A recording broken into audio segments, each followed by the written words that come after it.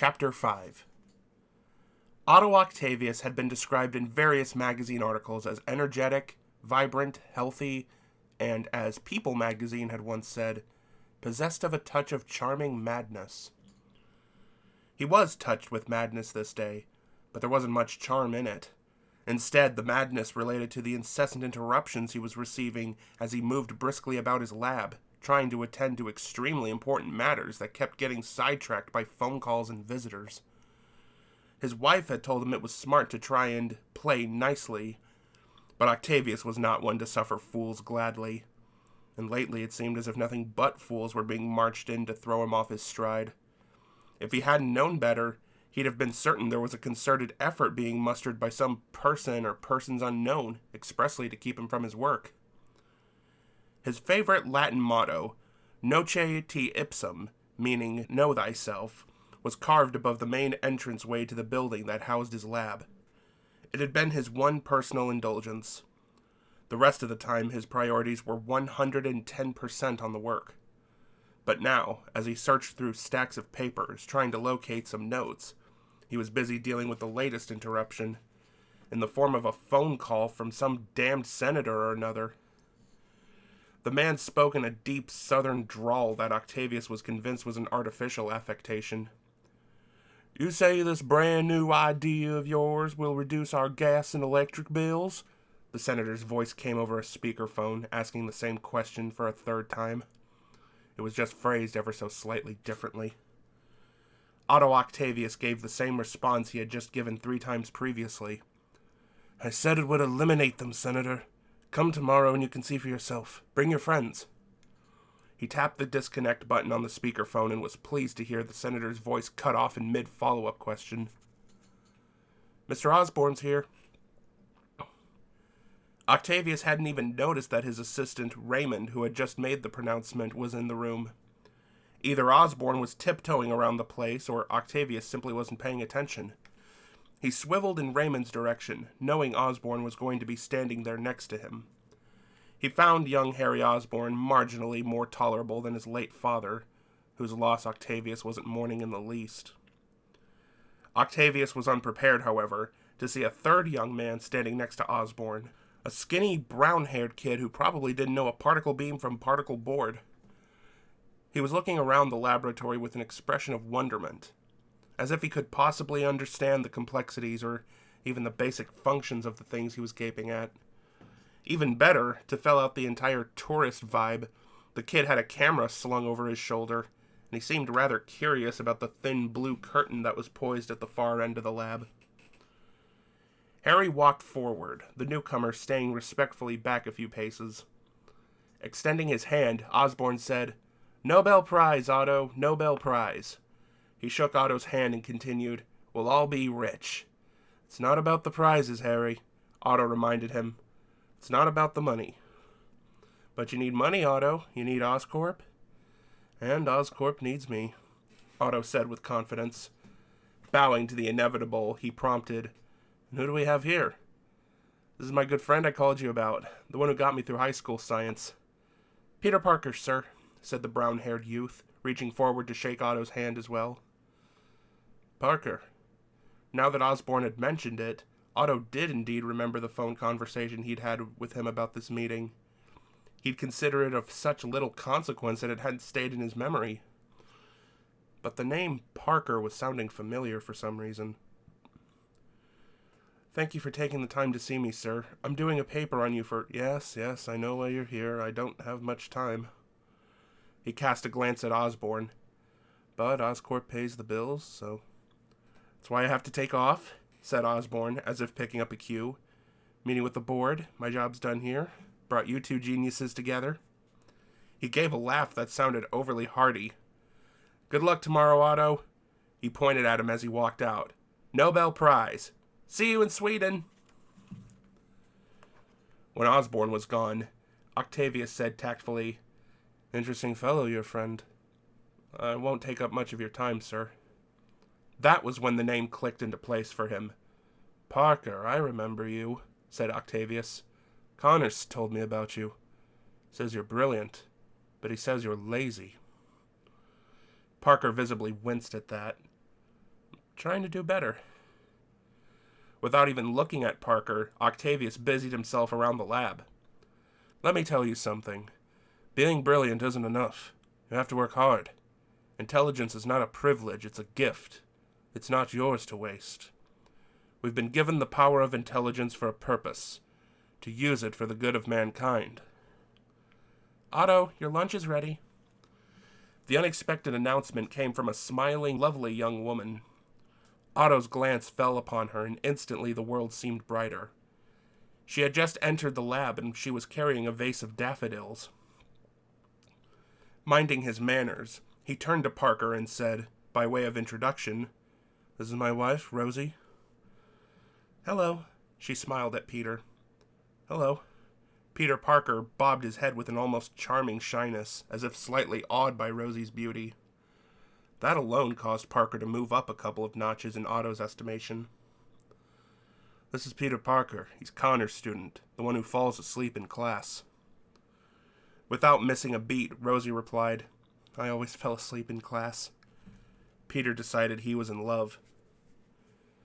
"I get a little tired," he said. "I have a night job. Nice to meet you." Octavius was unimpressed. "You better make a choice about what's important to you." "Yes, sir.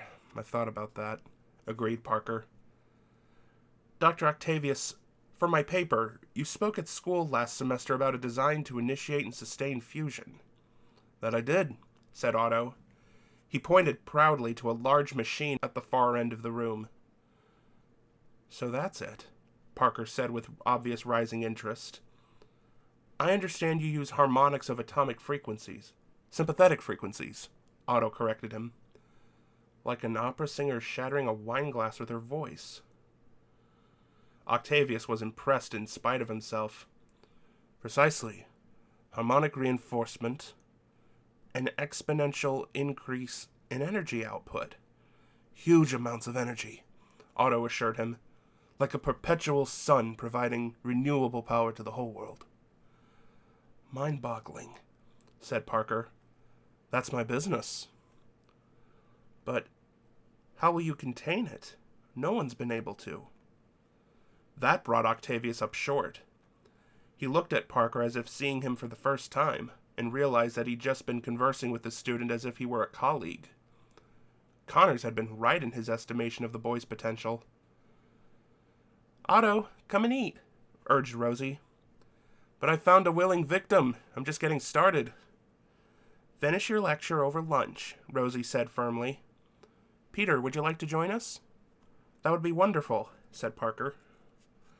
He followed Rosie out of the room, but Octavius noticed him glancing in the direction of the curtain at the other end of the room. The lad displayed a healthy degree of scientific curiosity.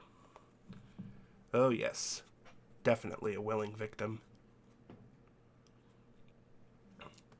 The home of Otto and Rosie Octavius had seen a goodly number of people come and go through the years. Often they possessed great minds. Many of them were immortalized in photos, including an assortment of scientific luminaries, each of whom Peter recognized instantly. Octavius was extremely impressed by that, because he had a relatively low opinion of today's young people, and Peter Parker was flying in the face of that preconception. It was almost enough to give him hope for American youth. Lunch had been extraordinarily relaxed, with Peter displaying a fine, sharp mind. Not only was he able to keep up with Octavius with facility, there were one or two points where he actually leaped ahead of where Octavius was going. Octavius didn't let on that he was pleased by the boy's obvious gifts, but he knew that Rosie noticed, and he tried to ignore her little smirk. Many had been the time when he'd spoken scathingly of young people, and Rosie had always been in there defending the next generation of scientific minds. Here was proof on two legs that she may well have been right. Otto had a feeling he was going to be hearing about this one for some time, but he had to admit that occasionally it was worth being wrong about something. Octavius was bringing a tray of coffee over to the table where Peter was sitting and said, "So, what do you think?" "It's all so amazing. If it works, it'll change the way we live." "It is amazing," Octavius said firmly, "and it will work." Are you sure you could stabilize the fusion reaction? Otto felt a flash of disappointment as he set the coffee down. Peter, he said scoldingly, what have we been talking about for the last hour and a half? This is my life's work. I certainly know the consequences of the slightest miscalculation. I'm sorry, I didn't mean to question you. Rosie was coming toward the table, having removed the lunch plates to the kitchen. And Octavius said to her, Rosie, tell our new friend I'm not going to blow up the city. He turned back to Peter. You can sleep soundly tonight. Otto's done his homework, Rosie assured Peter, pouring coffee. And you need to sleep soundly tonight, Otto. He patted her on the hand. It wasn't the first time she'd broached his sleeping habits. Yes, sleep, I know. But did Edison sleep before he turned on the light? Did Marconi sleep before he turned on the radio? Did Bernoulli sleep before he found the curves of quickest descent? Dead silence. Then an uncharacteristically wide grin split Octavius's face. Oh, Rosie, I love this boy. And here I was just going to point out that Edison and Marconi probably wished they had gotten some sleep, said Rosie, since afterward they were kept awake by all neighbors with the lights on and the radio blaring. But I don't know what to say about Bernoulli. She regarded Peter with interest. So, Peter, tell us about yourself. Do you have a girlfriend? Peter suddenly looked very interested in the coffee cup. I don't really know. Shouldn't you know? Asked Octavius. Who would know? Leave him alone, Rosie told him. Maybe it's a secret love. Love should never be kept a secret, Otto said. You keep something as complicated as love stored up, you can get sick. We had no secrets, did we, Rosie? He smiled at her. It was perfect. Hardly perfect, Otto. She leaned in toward Parker, speaking in a confidential manner, even though Octavius was right there. I met him on the college steps, and I knew it wouldn't be easy. He was studying science, I was studying English literature. I didn't say it was easy. I said perfect, he reminded her. He tried to explain the theory of relativity, and I tried to explain T.S. Eliot. Otto brought back an arm, narrowly missing knocking over the coffee pot, declaiming, Time present and time past are both perhaps present and time future. He shook his head. I still don't know what that fellow was getting at. Eliot's harder than advanced science. Now he leaned in toward Peter as well, and it was his turn to sound conspiratorial. You want to get a woman to fall in love with you? Feed her poetry. He turned to Rosie and, as if wooing her, said, How do I love thee? Let me count the ways. Poetry. Peter sounded unconvinced. I'll tell you what, Octavius said. Get out your camera. Take our picture. Really? That would be great. Where do you want us? Octavius asked as Peter removed the camera. Right where you are, Peter said, looking through the viewfinder. It's perfect. Good. We're perfect, said Rosie, putting an arm around her husband.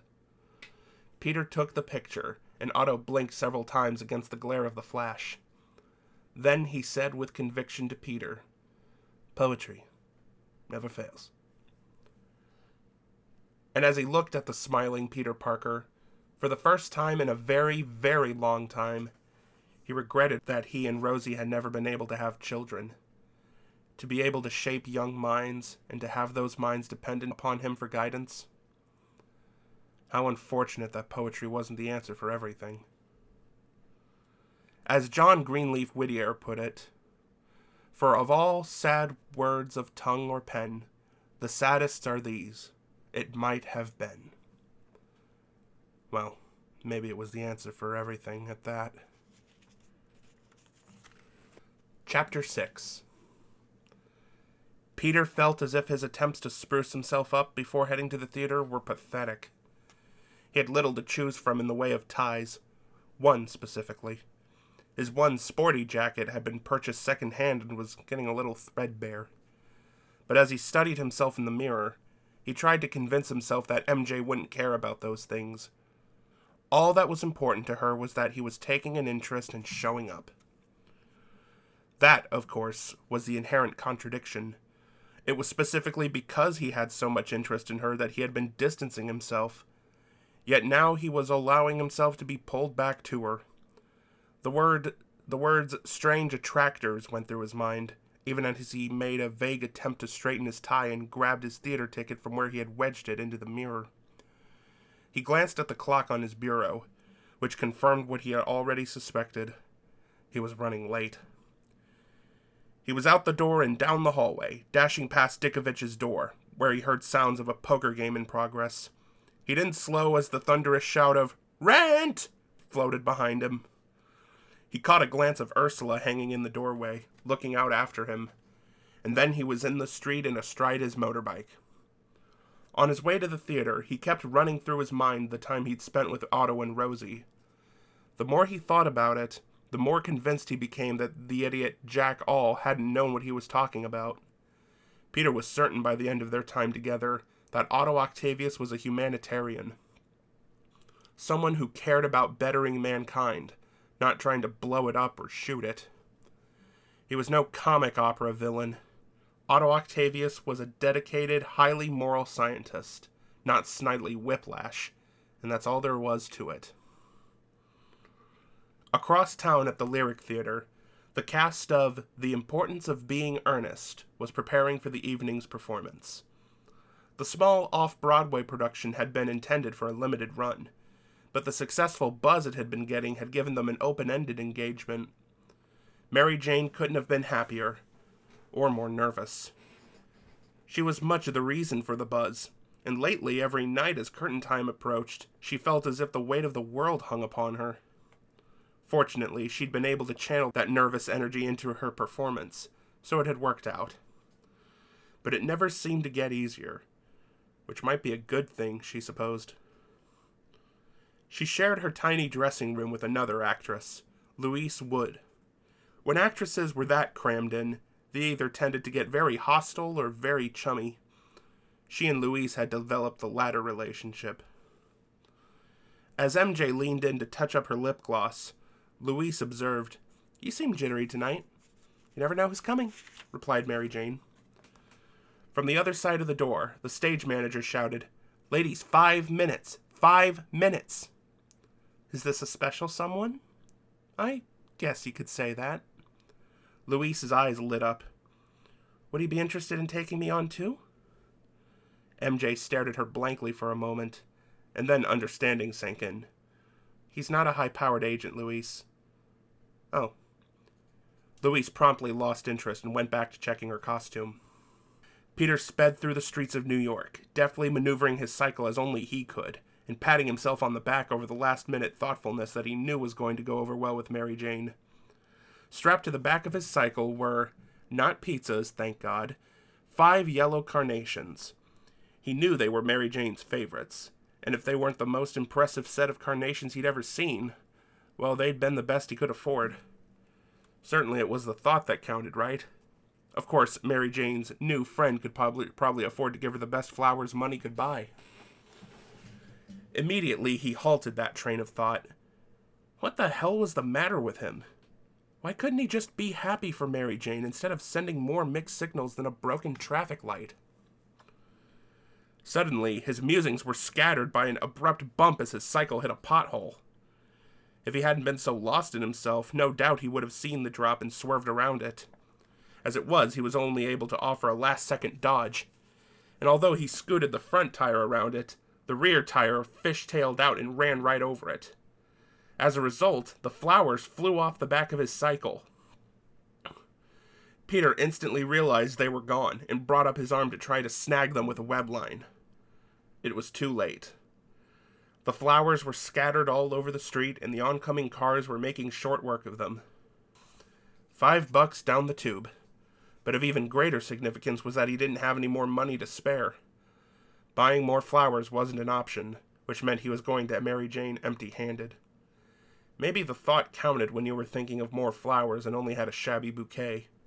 But when you came in with nothing, the thoughts were pretty much worthless.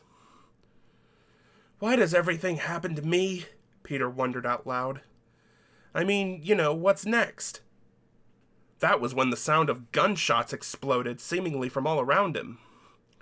He was still moving on his motorcycle when a Lincoln convertible sped right past him, with a gunman hanging out the back window and firing. For an instant, Peter was certain that he was the target, and he veered frantically out of the way as the car sped by. The gunman didn't seem to notice him, however, firing desperately behind him, and it was only then that Peter heard the police siren in the distance. Okay, the cops are on this. You don't have to get involved. This is Mary Jane's night, for the love of God. The convertible accelerated, passing Peter, jumping the curb and crashing into a pretzel vendor's cart. The vendor leaped out of the way just in time as the cart was sent flying straight up. Peter slowed, figuring that at the very least he should make sure the vendor was okay. And suddenly the cart landed, bounced off the sidewalk, and bounded directly at Peter. Realizing that if he maintained his speed he'd collide with it, Peter accelerated, extended one foot to the ground, and leaned as far over as he could. The cart, trailing pretzels behind it, sailed over his head and slammed into a parked taxi, shattering its windows. The convertible was now in front of Peter, and the howling of the police car caught up with them. Peter was bathed in flashing red from the light bar of the speeding patrol car behind him. He wanted to pull over, to get the hell out of the way, but there was nowhere to do it. He was on a narrow one-way street with parked cars lining both sides. I had to ask, grumbled Peter. And then the world slowed down, and his eyes went wide as his spider sense screamed at him that he was in between the barrel of the gunman's weapon and the gunman's target. He had only just finished righting himself, and now he desperately angled in the other direction as the gun exploded, blasting the flashing light atop the police car. Desperately, Peter let go of the handlebar for half an instant and fired a web line at the gunman, but he couldn't fully extend his arm and the angle was all wrong. He missed clean, and then he was getting out of the way once more as the gunman discharged another blast. It chewed up the hood of the police car on the driver's side. Figures, Peter thought, and his anger started to swell.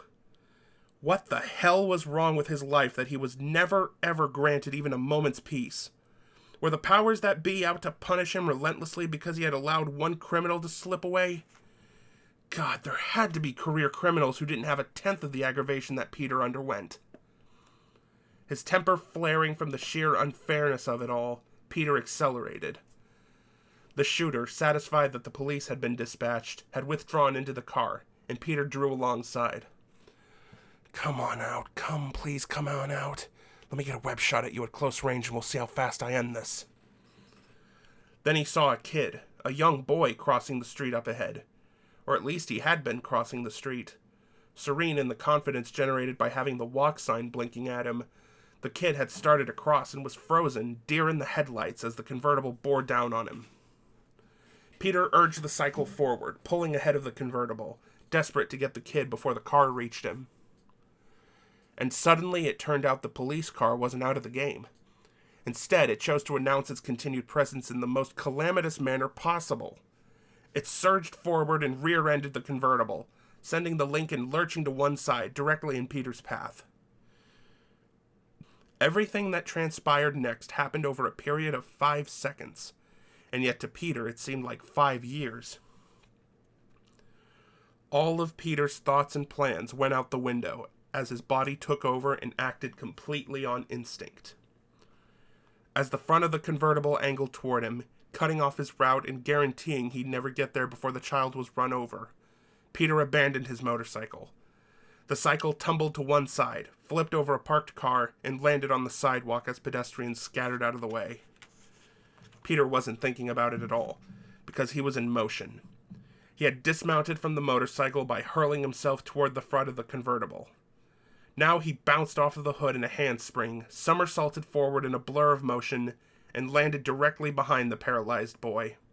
He scooped him up under one arm, and then the convertible was right there, practically on top of them. Peter leaped straight up.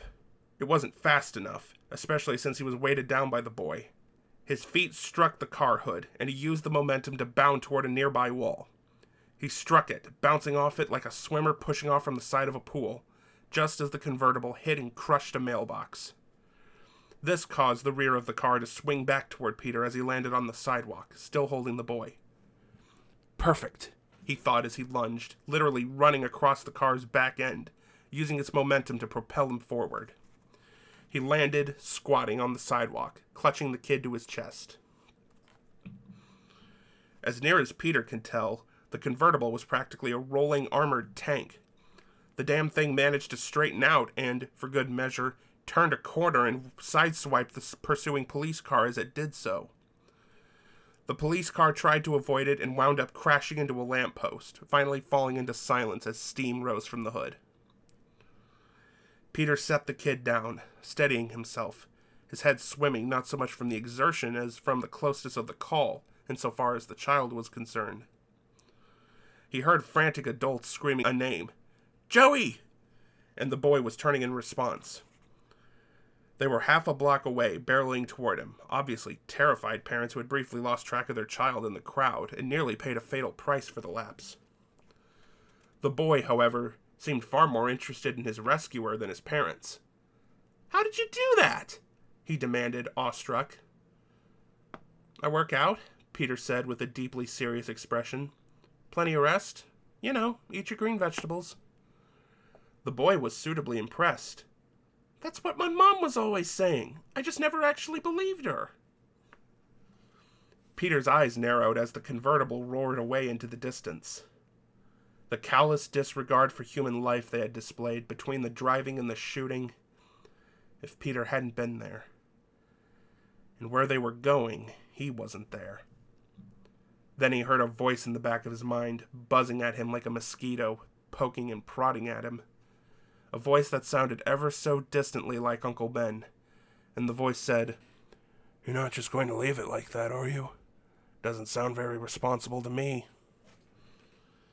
The boy who had just been rescued reached up for his parents, and as the frantic mother scooped him up, he turned to introduce them to his savior and tell his mothers about the wonders of green vegetables. Except the man who had rescued him was gone, nowhere to be seen. At which point, Joey decided to keep the whole green vegetables thing to himself. No sense in giving his mom that kind of ammunition if he didn't have to.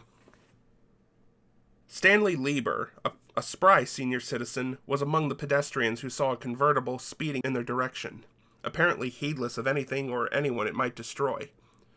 One sees such things on television, certainly, but Lieber had lived his whole life in Manhattan and had never once actually witnessed anything like it.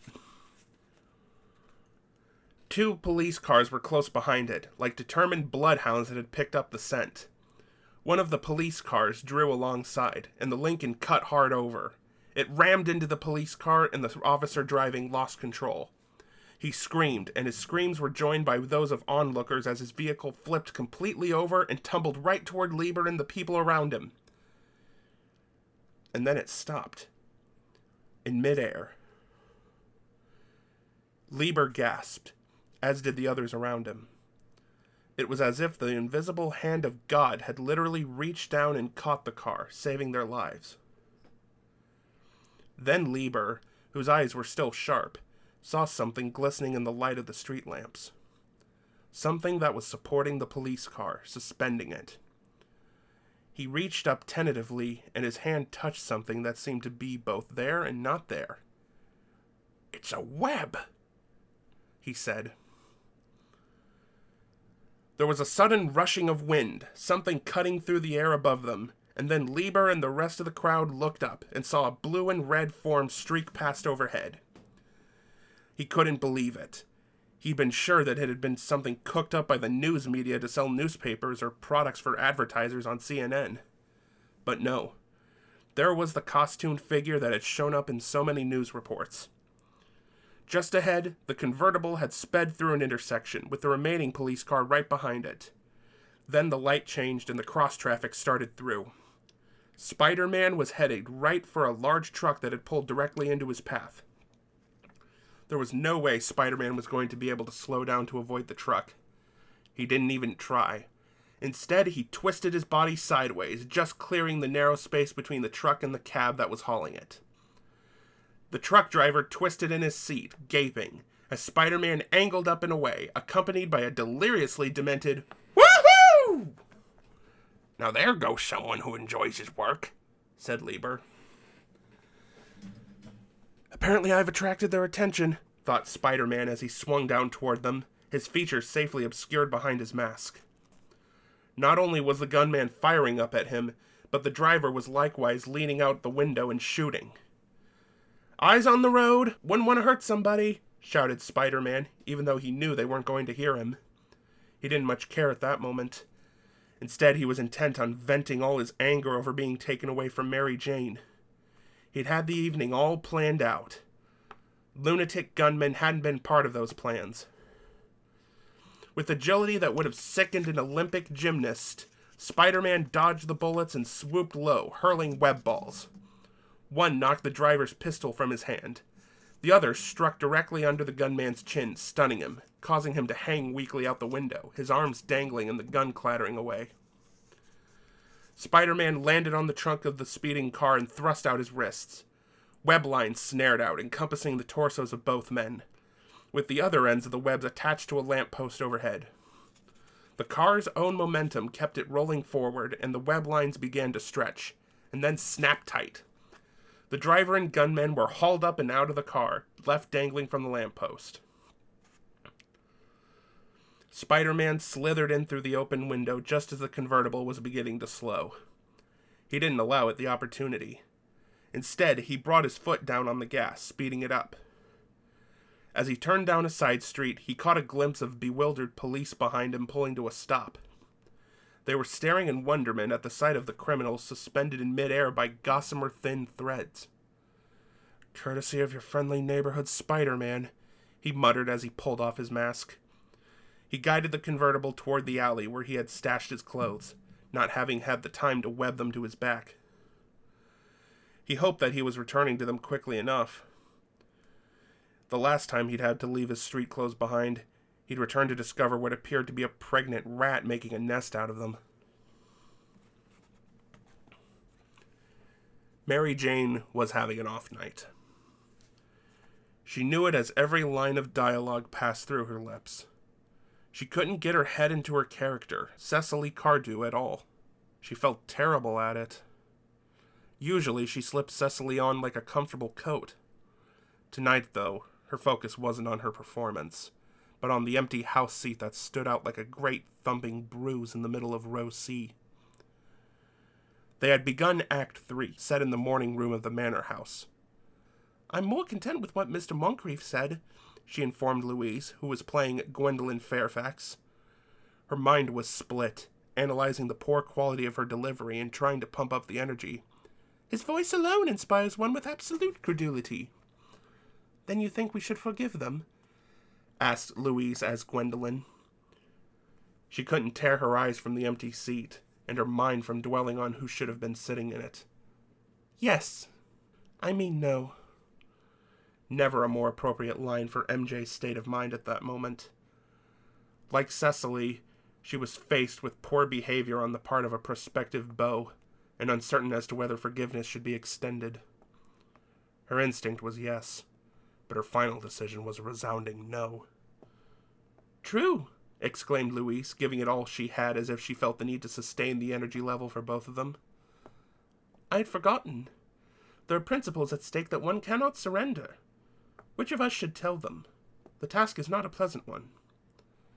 "It never is," thought Mary Jane, even as she said brightly, "Can we not both speak at the same time?" Peter Parker and a traffic cop were speaking at the same time. Peter had just driven the convertible up to a red zone right in front of the theater. He was tucking in his shirt as he clambered out of the battered Lincoln, and the traffic cop was striding toward him, calling out, "Hey, Mac, you parked here, I'm towing it." As the cop shouted his warning of the car's fate, Peter said, "Whatever," heading into the theater. In a completely disheveled state, his clothes in disarray, Peter yanked on his jacket as he walked quickly through the theater lobby. An usher was standing at the far side of it in front of the closed doors that led into the theater itself. He had the air of someone who did not suffer fools gladly. That was unfortunate, since Peter was feeling particularly foolish at that moment. He was reaching a point in his life where he was a gazelle when bounding between skyscrapers, but an absolute klutz when it came to managing things on the ground. "Young man," sniffed the usher, "your shoelace." "Oh, thanks," Peter mumbled as he tied the lace. Then he pulled out his ticket and extended it. "I'm a little late. I can stand in the back." "Sorry," said the usher, not sounding particularly sorry at all. He pointed to a sign and read it aloud as if Peter were illiterate. "No one admitted after the doors are closed." "I have a ticket."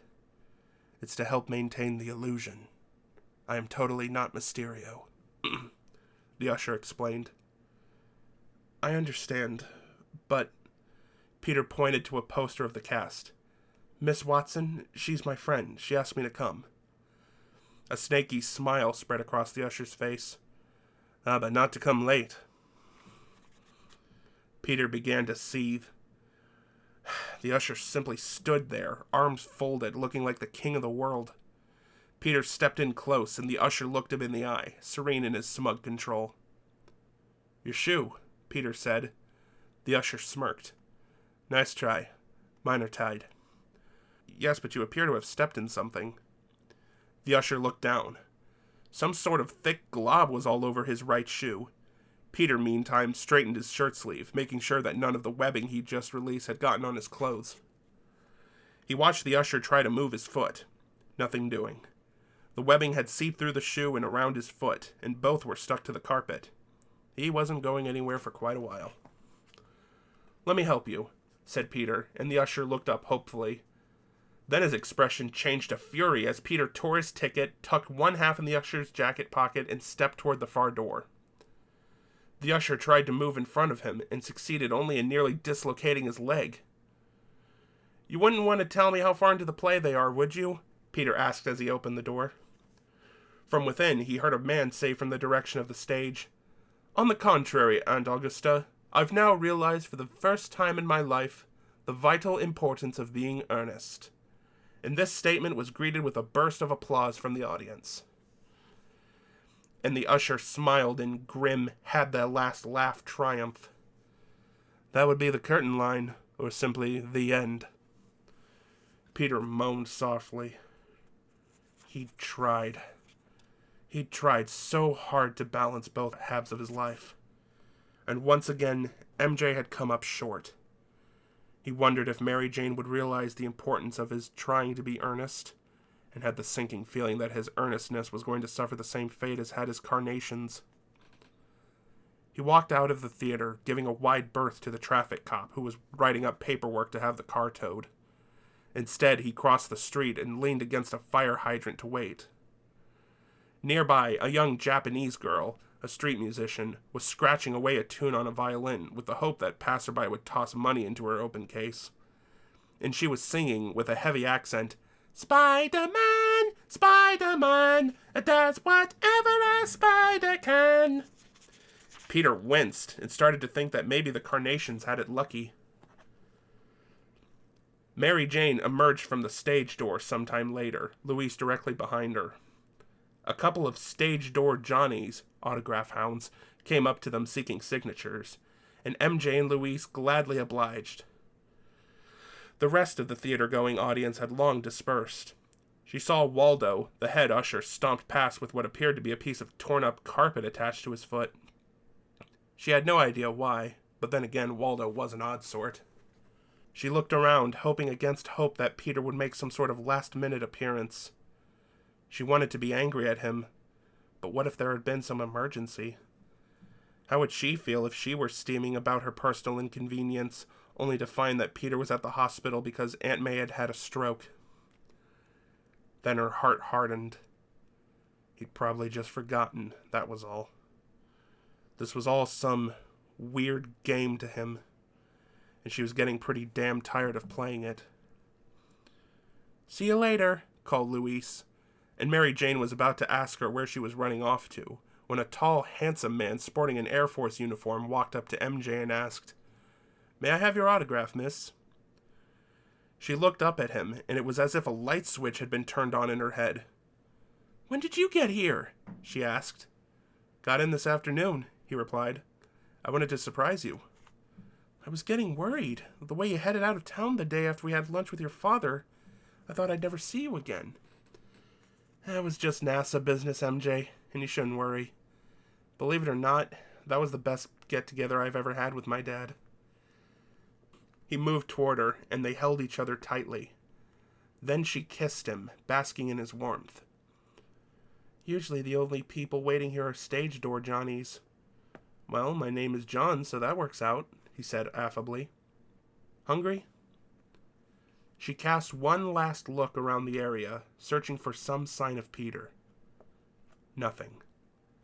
At that point, she realized that moping around and wishing that Peter Parker had managed to carve some time out of his oh-so-busy schedule to be with her was a road leading to madness. Even worse, maybe he was trying to exert some sort of control over her by making her believe he'd be there for her and then standing her up. Well, she already had a boatload of control issues left over from her abusive father. She certainly didn't need more. "Starved," she said with conviction. John extended an elbow to her. She looped her arm around it, and together they walked off into the night.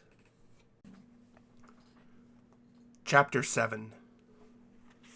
Peter Parker had remained on the far side of the street when he saw the theater-goers finally emerging from the play. He felt it would probably be better to wait until everyone had dispersed before approaching Mary Jane. She would doubtless be annoyed with him, and he didn't want to embarrass her by causing her to lose her temper in front of audience members or castmates. Nor was he especially anxious to come face to face with the annoying usher again. So he had leaned against the wall of the nearest building. The streetlight in front of him had a blown-out bulb, so he was effectively cloaked in darkness. From this vantage point, he waited until he saw MJ emerge from the stage door, another actress following her. As she stood there and signed autographs for her fans, he ran through all the things he was going to say to her. If there was any way to smooth this over, any turn of phrase he could come up with, he was determined to do it. And then, as he prepared to cross the street, he saw a guy come up to Mary Jane. She threw her arms around him, and suddenly everything just hazed over and went away. By the time the world came into focus and the thundering in his temple eased, both MJ and the man, who was obviously her new significant other, were gone. The violinist, oblivious to the pain that Peter was feeling, began to play a melancholy tune. "Terrific. My anguish has its own theme song. I hate this city." Then, cutting above the music of the violin, came the sound of a police siren. A cop car sped past, followed by a second.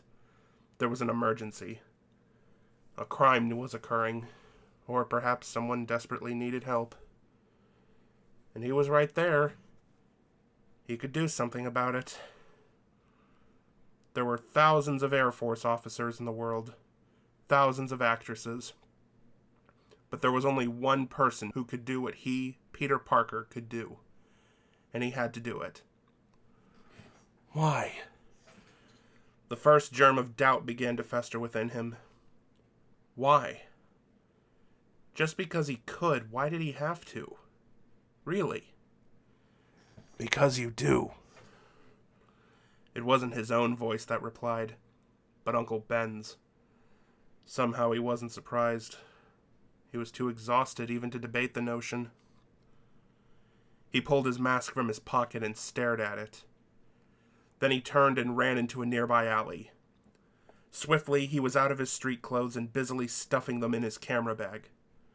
When he'd retrieved them earlier, there had been no rats, but a mangy-looking dog had been sizing them up and preparing to lift a leg near them. This time he was taking no chances. He zipped up the bag, tossed it into the air, then fired a web line. It struck the camera bag just as it went as high as it could, and the web line affixed the bag to the underside of an eave. Perfect. The only thing he need concern himself about now was pigeons. Peter pulled on his Spider-Man mask, sprang off a crate, and leapt heavenward. He skittered up the side of a building, and a moment later bounded onto a rooftop. He stood there for what seemed like an eternity. His heart wasn't in it this time. Not really. You have to do it. Again, it wasn't his voice. Fine, whatever, sighed Spider-Man. It wasn't enough that his life was turning into incessant conflict with criminals. Now his own inner conflict was growing out of control. He fired a web line with singular lack of enthusiasm and began swinging in the direction of the police cars. He swung down and over Fifth Avenue, his mind otherwise occupied. As his swing reached its apex, he brought his arm around to shoot a new web line. Nothing happened. At first, that was. Spider-Man felt a brief tremble of alarm as his wrist made an odd fizzing sound. But that was all. Then the web line issued forth and he breathed a sigh of relief, chalking it up to just an odd internal glitch. Perhaps he needed to put more fiber in his diet, or eat more red meat, or less, something like that. He arced across the street, and this time when he tried to spin a web, there was no fizz. There was nothing. No web line. Not a thing. Worse, the line he was holding on to turned out to be of such poor quality that it literally dissolved behind him. It took a second to register on Spider-Man that he was in midair, holding on to nothing. In a dizzying moment of insane denial, he thought that perhaps if he simply didn't look down or acknowledge his predicament, gravity would have no sway over him, as was the case with that coyote in those cartoons. Unfortunately, without giving Spider-Man even enough time to hold up a little sign saying, "Oh no," gravity did indeed take charge of the situation. He fell like a bag of cement and landed just about as gracefully, about 20 feet below on a rooftop. He knew he should feel lucky. His momentum had carried him to the far side of the street. Another couple of feet in either direction and he'd have been nothing but a spectacular spider splat on the middle of Fifth Avenue. Even my good luck hurts, he moaned as he lay there spread-eagled on the roof. Finally, he staggered to his feet and shook off the pain. He pulled off his mask to breathe in some fresh air, gathering on what he had laughingly referred to as his wits. Then he tried to fire his web once more, and there was still nothing. Either his internal supply of web fluid had run out, although he didn't understand how that could be, or he had lost the ability to spin webs altogether. "Okay," he said softly. He looked over the edge of the roof. He had to be at least 60 stories high, and considering how his web spinning had suddenly made itself scarce, he didn't want to think about the consequences if his wall crawling deserted him as well. Skidding down the side of a building, screaming and cursing all the way. A rather ignominious end to his career, such as it was. Which was why, 5 minutes later, he was standing in a crowded elevator. His mask was back in place. People were glancing at him and smirking. The girl from Ipanema was floating through the Muzak speakers. One of the passengers, a tired-looking guy in a charcoal business suit, commented, "Cool Spidey outfit." "Thanks." "Where'd you get it?" He'd gotten it from a costume maker, actually. On the night he'd trounced pro wrestler Bonesaw McGraw, one of Bonesaw's victims, the Flying Dutchman, had been so grateful to Peter for taking Bonesaw apart that he referred Peter to a tailor who happened to be the Dutchman's brother. "You need anything if you turn pro? We'll take care of you," the groaning Dutchman had assured him as they loaded him into an ambulance.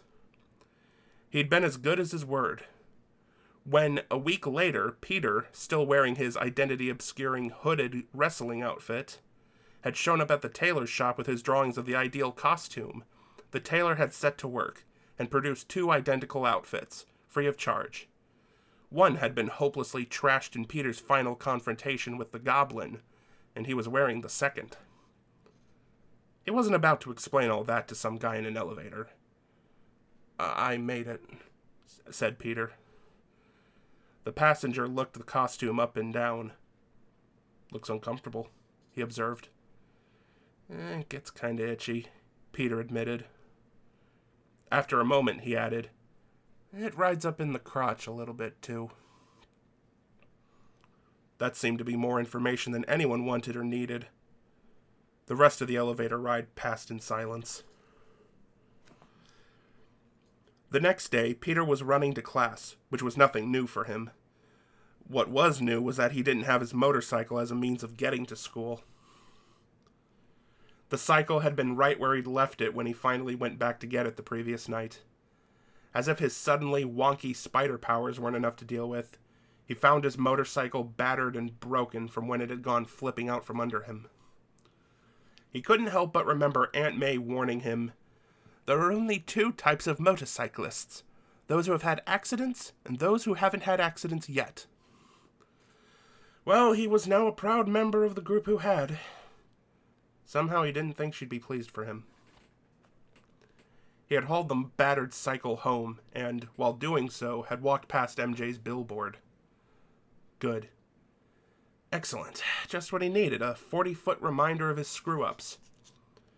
Today he tried to put the lousy previous night behind him, dwelling instead on, well, the probably lousy day that awaited him. It was with this less-than-sterling outlook that he made it to class only 5 minutes late. That wasn't bad, actually, considering his track record. But he found it impossible to concentrate. As Dr. Connors lectured, Peter felt his attention being drawn irresistibly in several different directions. First, he couldn't get Otto Octavius out of his mind. Otto's fusion theory seemed too good to be true. And if there was one thing Peter had learned in his fairly brief life, it was that most things that seemed too good to be true generally were. Peter scribbled notes during class, some of them reconstructions of the theorem Otto had shown him, while others were original thoughts. He kept coming back to one formula in particular, the ramifications of which he didn't believe Octavius had fully thought through. Then again, who was he, Peter Parker, to second-guess Otto Octavius? Octavius was a genius, after all, totally intent on his work. Peter, on the other hand, couldn't even keep his attention from wandering during class. When he wasn't scribbling formulae, he was drawing hearts with MJ's initials in them, and then scribbling them out. As he did so, he muttered things like, "I was there. I was right there. Pretzel cart flew over my head. Pretzels everywhere." "Huh?" A pretty young student, Gwen Stacy, whispered to him. He waved her off, shaking his head. He began scribbling out the heart and initials once more, and then stopped. One of the hearts he'd drawn was more oval than heart-shaped. Carefully, he drew a line down the middle, dividing it vertically. On the left side, he drew a quick sketch of his own face. And on the right, Spider-Man's mask. He stared at the self-portrait. It stared back. Mary Jane Watson was wrestling with 2 large grocery bags at her front door when she heard her phone ringing inside. She was trying to dig her keys out of her pocket without putting the bags down. There was no reason for it, of course. Somehow it was just a matter of pride to keep the bag suspended while searching out her keys. Eventually, she managed to retrieve the keys, find the appropriate one, and shove it into the lock. As she turned it, she heard her own voice from her answering machine say, "You got MJ. Please leave me a message. Thank you." She got the door open and staggered in just as she heard, Hi MJ. This is Peter, and Her first impulse was to drop the bags, go to the phone, and pick it up. Instead, she crossed slowly to the kitchen, holding the bags tightly. Peter's voice continued. "I was on the way, and I was coming around a corner, and, are you there?" She said in annoyance toward the machine. He couldn't hear her, of course. "I really was planning on it all day," he continued. "And I know you predicted I'd disappoint you." "Bingo," she said. She was standing at the kitchen table, the bags set down and leaning against each other. She made no effort to unpack them, instead listening to Peter's stumbling message. It's amazing, isn't it? How complicated a simple thing, being someplace at 8 o'clock, can become. "Shut up, Peter, just shut up!" she cried out. Oblivious, he continued. "Actually, There was this snooty usher. Somebody has to talk to that usher, MJ. And suddenly, Peter's voice was replaced by a recording of an operator saying, "Your time has expired. Please insert 50 cents for the next 5 minutes." "I want to tell you the truth, Mary Jane." Peter's voice came all in a rush. "Ready? Here it is. The line went dead. "Oh, thank God," MJ breathed. At the University Student Center, Peter clutched the payphone tightly and said, as fast as he could, "I want to tell you the truth, Mary Jane. Ready? Here it is. I, Peter Parker, am Spiderman." He stopped, gulped, tried to laugh. "Weird, huh?" Then his tone became serious again. "I think about you day after day, Mary Jane.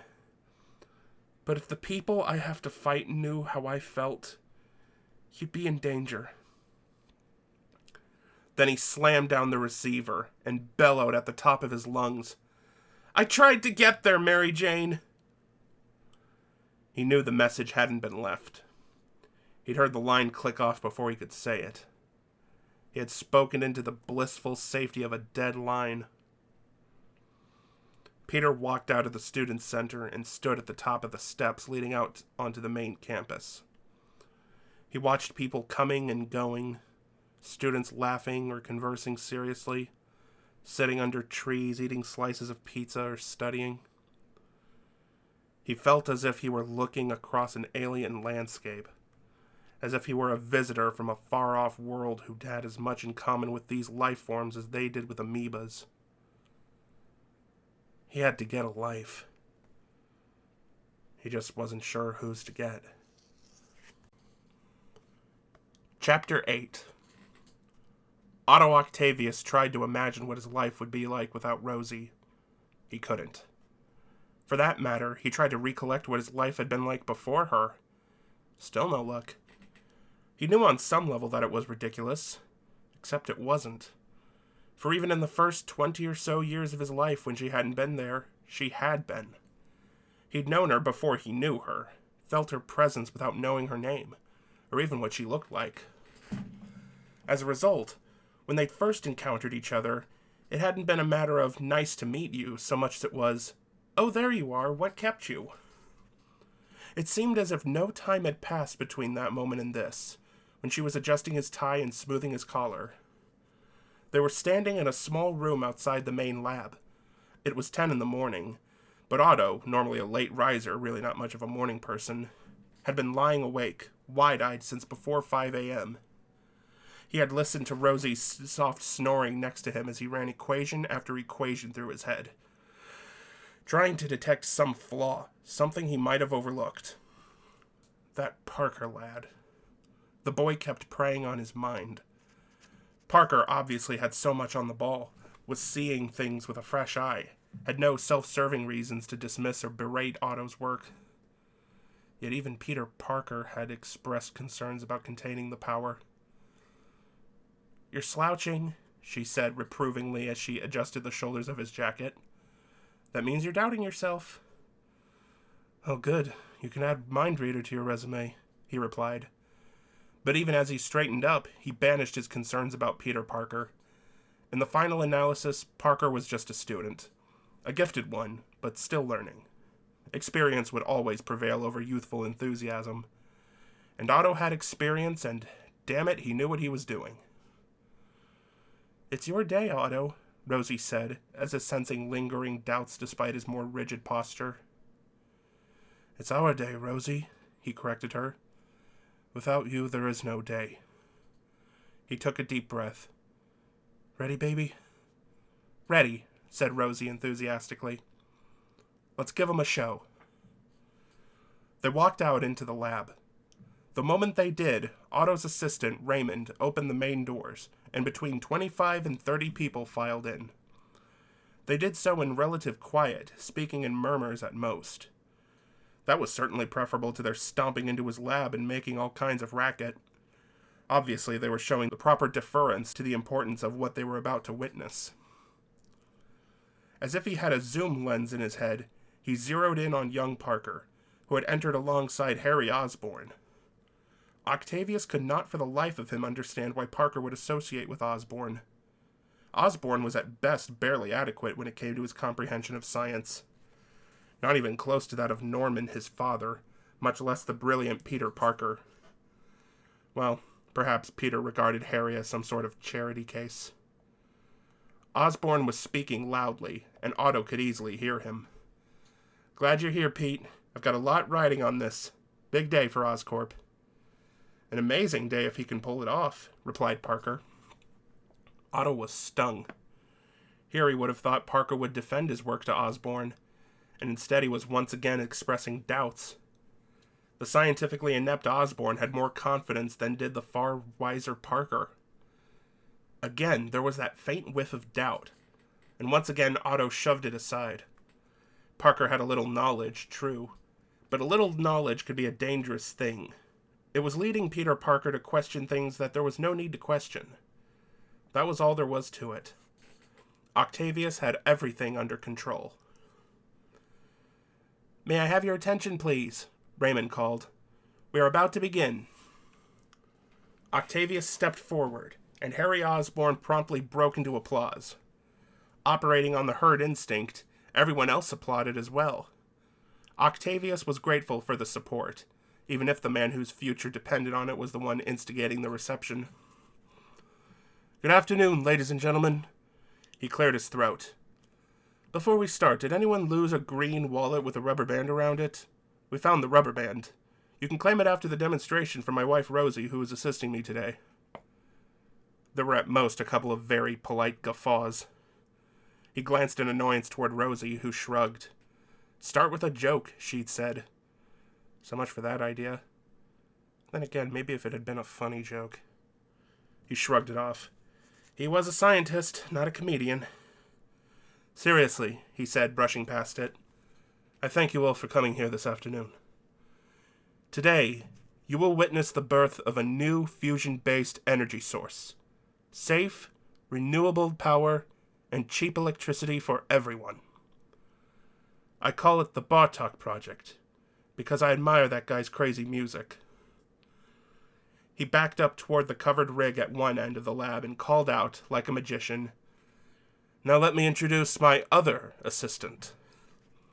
Continuing that magical air, he whipped off a drape revealing the rig and its contents. 4 long metal arms attached to a wide, lightweight harness.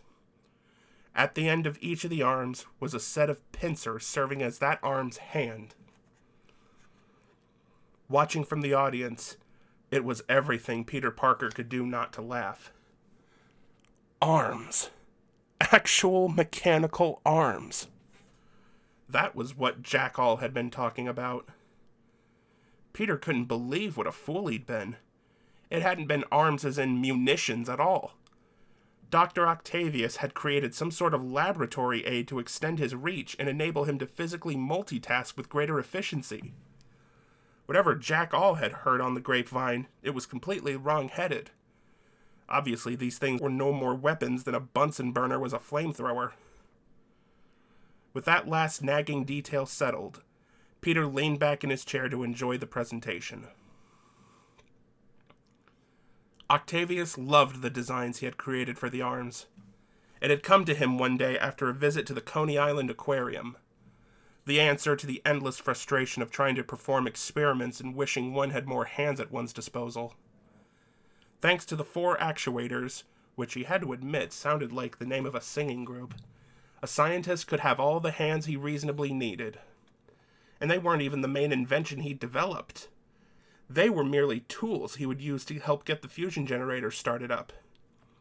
Removing his jacket, Octavius stepped into the harness. It whirred to life and snapped itself around him. He heard several people in the audience gasp. Good. Let them be nervous. This was the realm of hard science, not something designed for the faint of heart. These 4 actuators were developed and programmed for the sole purpose of creating successful fusion, he explained. The harness drew tighter around him, making it snug as a corset. He was beginning to sympathize with women from centuries past. He touched a keypad, and a metal spine unfurled from the harness, attaching itself to Octavius through a series of tiny needles, embedding themselves in his spinal column. He heard gasps from the audience, and he himself winced slightly from the pain. He took a deep breath and let it out, since that was far preferable either to crying out or, even worse, passing out. My smart arms, he continued, are controlled by my brain through a neural link. Nanowires feed directly into my cerebellum, allowing me to use these arms to control the fusion reaction in an environment no human hand could enter. A blonde-haired man stood up, and Octavius recognized him instantly. He was Dr. Henry Pym, and he had been doing some breakthrough research in cybernetics. Pym was, in fact, a giant in a field where everyone else was an ant. Octavius nodded in a way that indicated he recognized Pym for who he was, and Pym did likewise. Dr. Octavius, he said, if the artificial intelligence in these arms is advanced as you suggest, couldn't that make you vulnerable to them? Right you are, said Otto readily. That's why I developed this inhibitor chip. He tapped the base of his skull. To protect my higher brain function, it makes sure I maintain control of these arms, instead of them controlling me. He heard more gasps from the audience at that, and a sweep of murmurs. Even Pym raised an eyebrow questioningly. Problem, Dr. Pym? He asked solicitously. Well, I wish I'd known, Doctor, said Pym.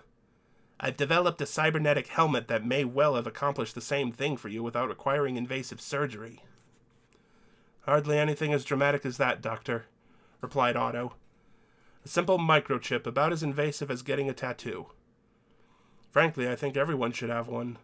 Considering all the garbage thrust upon us from all directions by the media, I think most of us are in danger of losing our higher brain functions, if we haven't already.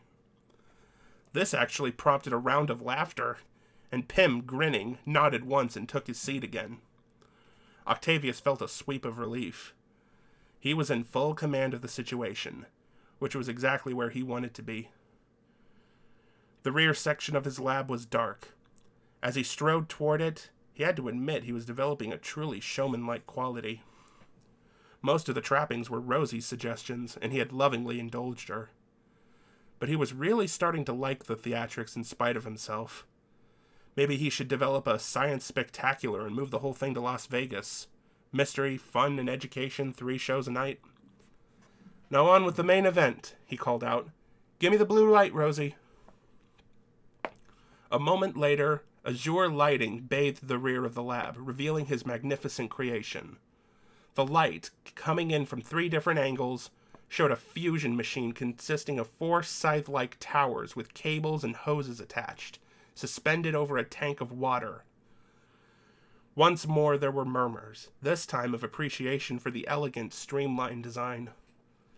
He could just imagine a number of people in the audience thinking, of course, it's so simple. How could we not have thought of it first? Working at a keyboard, Octavius tapped in computer commands, and the fusion reactor hummed to life. He entered a security code and turned to a metal canister that was anchored to a podium with so many alarms attached to it that any attempt to steal the contents would have set off klaxons in the Pentagon. The canister opened with a faint hiss, and a small metallic tablet, about the size of a Tylenol capsule, presented itself, rising from within. The arms came to life, and one of them moved sinuously forward. Maneuvering the pincer with remarkable dexterity, Octavius used it to pick up the capsule. This precious tritium target is the fuel that makes this project go, he said as he deftly placed the capsule in the center of the fusion machine. There are only 25 pounds of it on the whole planet. I want to thank Harry Osborn and Oscorp Industries for providing it. There, I acknowledged him. Now please let the young fool keep his mouth shut and appreciate the... Happy to pay the bills, Otto, Harry Osborn called from his seat.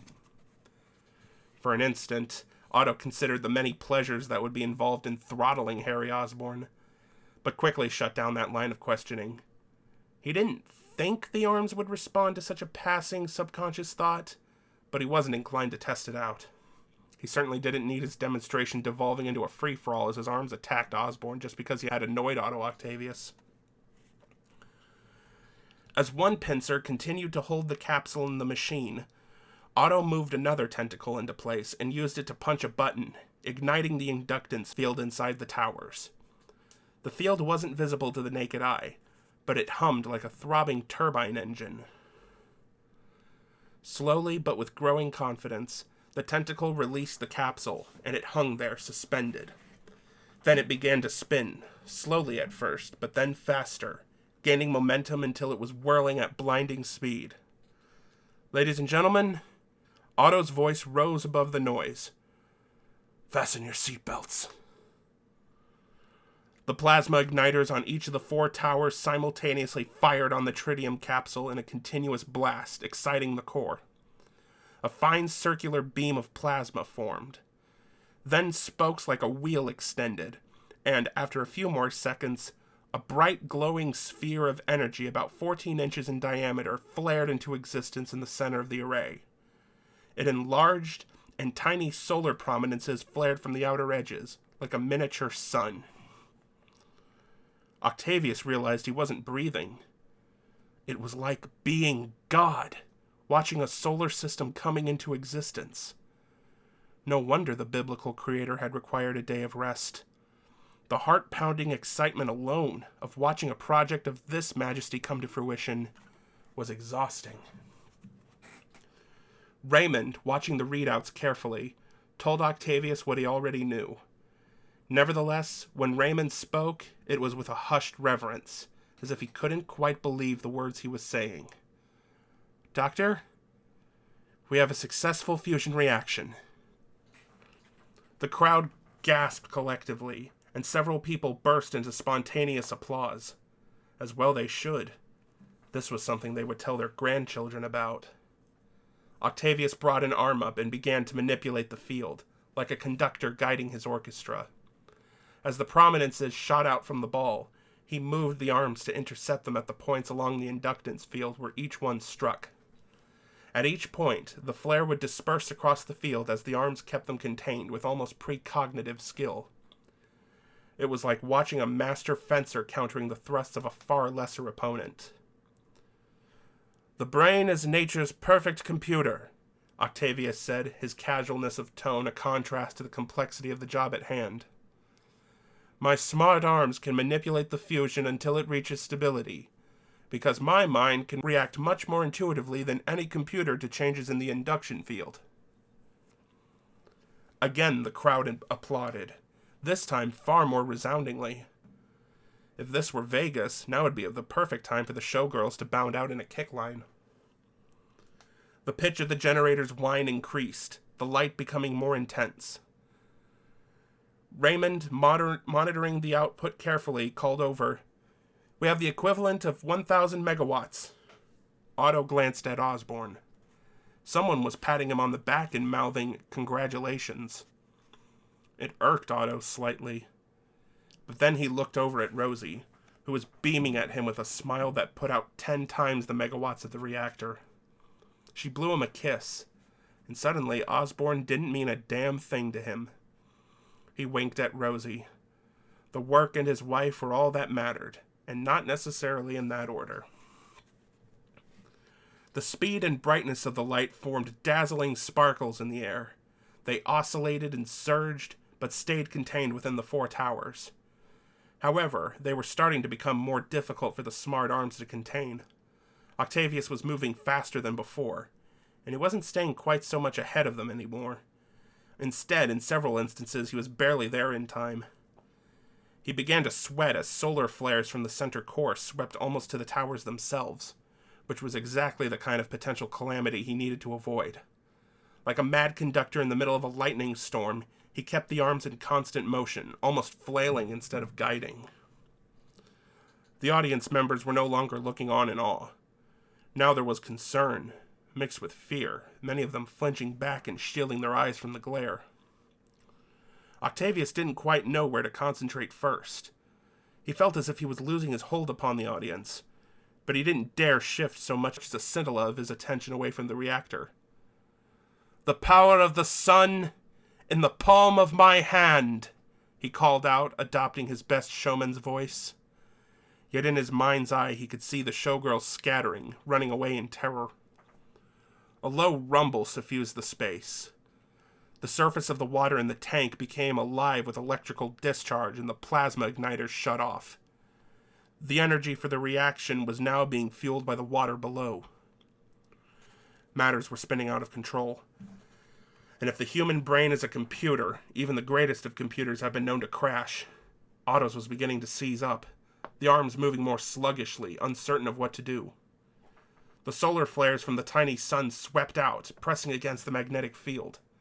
The light volume bulged on one side, and one of Otto's arms flitted to cover and press the bulge back in. Otto tried to regain control, his arms moving so fast that they were a blur. But there was no artistry now, no certainty. Instead, they were waving about like wayward strands of seaweed. Suddenly, one of the flares shot out from the magnetic field between the towers and into the room. It scythed through some carts and equipment, melting, bending, and dragging them back toward the reactor. To his horror, Octavius saw various other pieces of equipment bending toward the reactor as well, letting out screeches of twisting metal. My God, it's developing a gravity well, he thought. What if I've created a sun that goes through its entire life cycle, collapses and forms a black hole? It could suck in everything in this room, this block, this city. From all around him there were screams and shouts, and people evacuating the room. Osborn was on his feet, trying to call over the panicked voices. He was white as a sheet, gesturing frantically. Henry Pym seemed literally to just disappear from sight, which showed how frantic the moment was. Even Peter Parker was nowhere in sight. Are you sure you can stabilize the fusion reaction? Peter Parker's innocent question floated back to him from a seeming eternity ago. Otto's smug and self-confident reply, however, was lost to him. Wait! Shouted Otto to the backs of the fleeting people.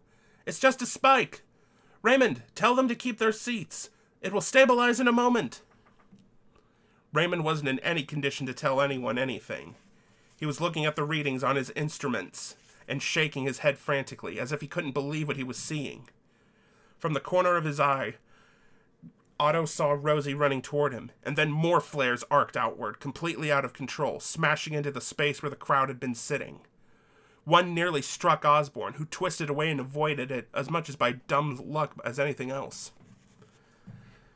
He scampered to one side, driven by the flares to find safety behind one of the support columns for the reactor. What happened? Turn it off! He shouted at Otto. Then Osborn ducked back, just as one of the flares severed all of the conduits on the face of the column. Wires dropped to the floor. The screams, at least, had ceased, for everyone else had fled the room. Raymond was hiding behind a chair, and Otto thought he was whimpering. He wasn't there for long, though. An arc of energy struck the chair, and Raymond, with a scream, crawled out the door to safety. Then Octavius, above the din, heard Osborn scream something that made no sense at all. It's the crawler! He's done this! Somebody catch him!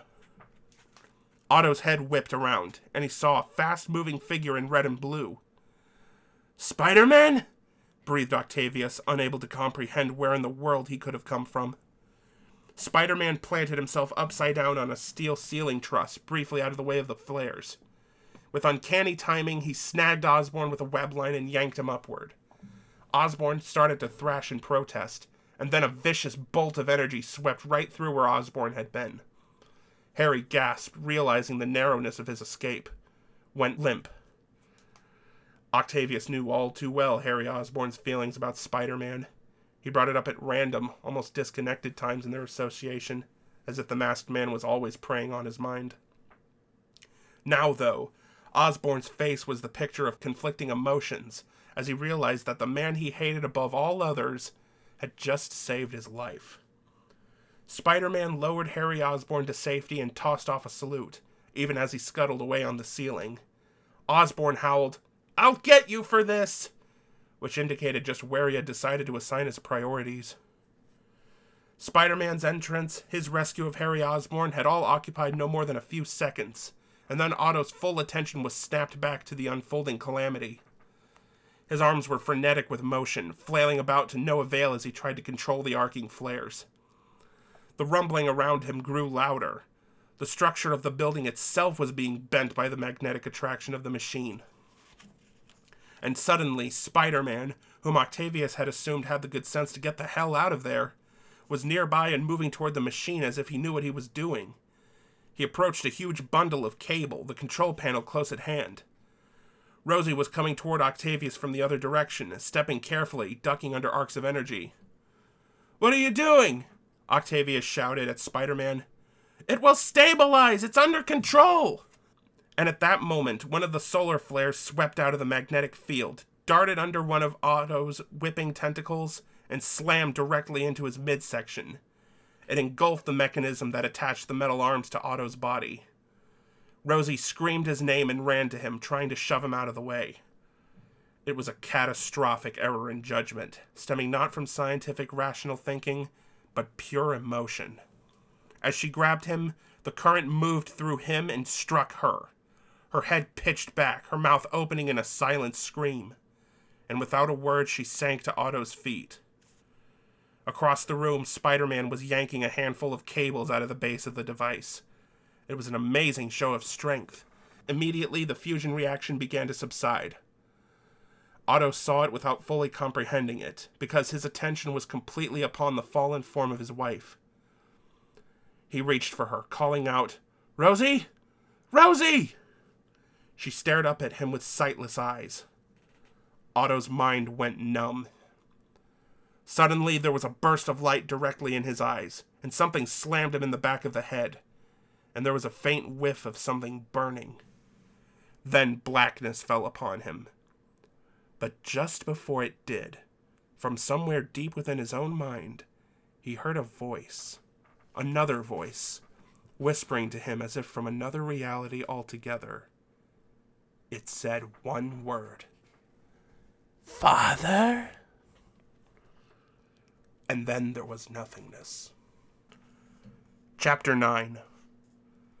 The eyepieces of his mask usually provided some protection against glare. But for Spider-Man, even that wasn't enough to fully protect him, as he squinted against the coruscating arcs of energy, hoping he wouldn't go blind from the proximity.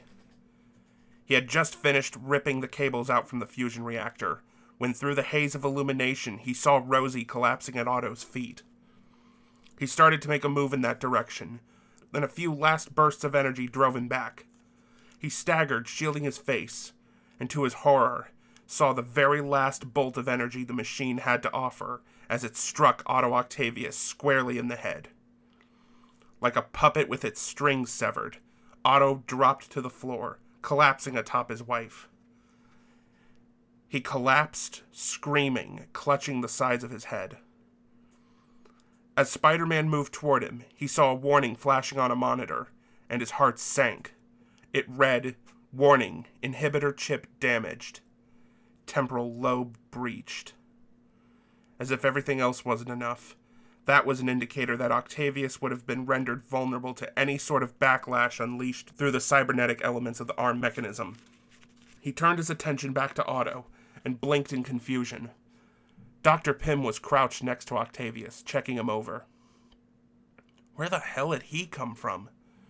Spider-Man could have sworn he was the only other person who had remained in the room. Such thoughts fled in the face of what he saw next. Spider-Man stopped in his tracks. One of the mechanical arms was moving.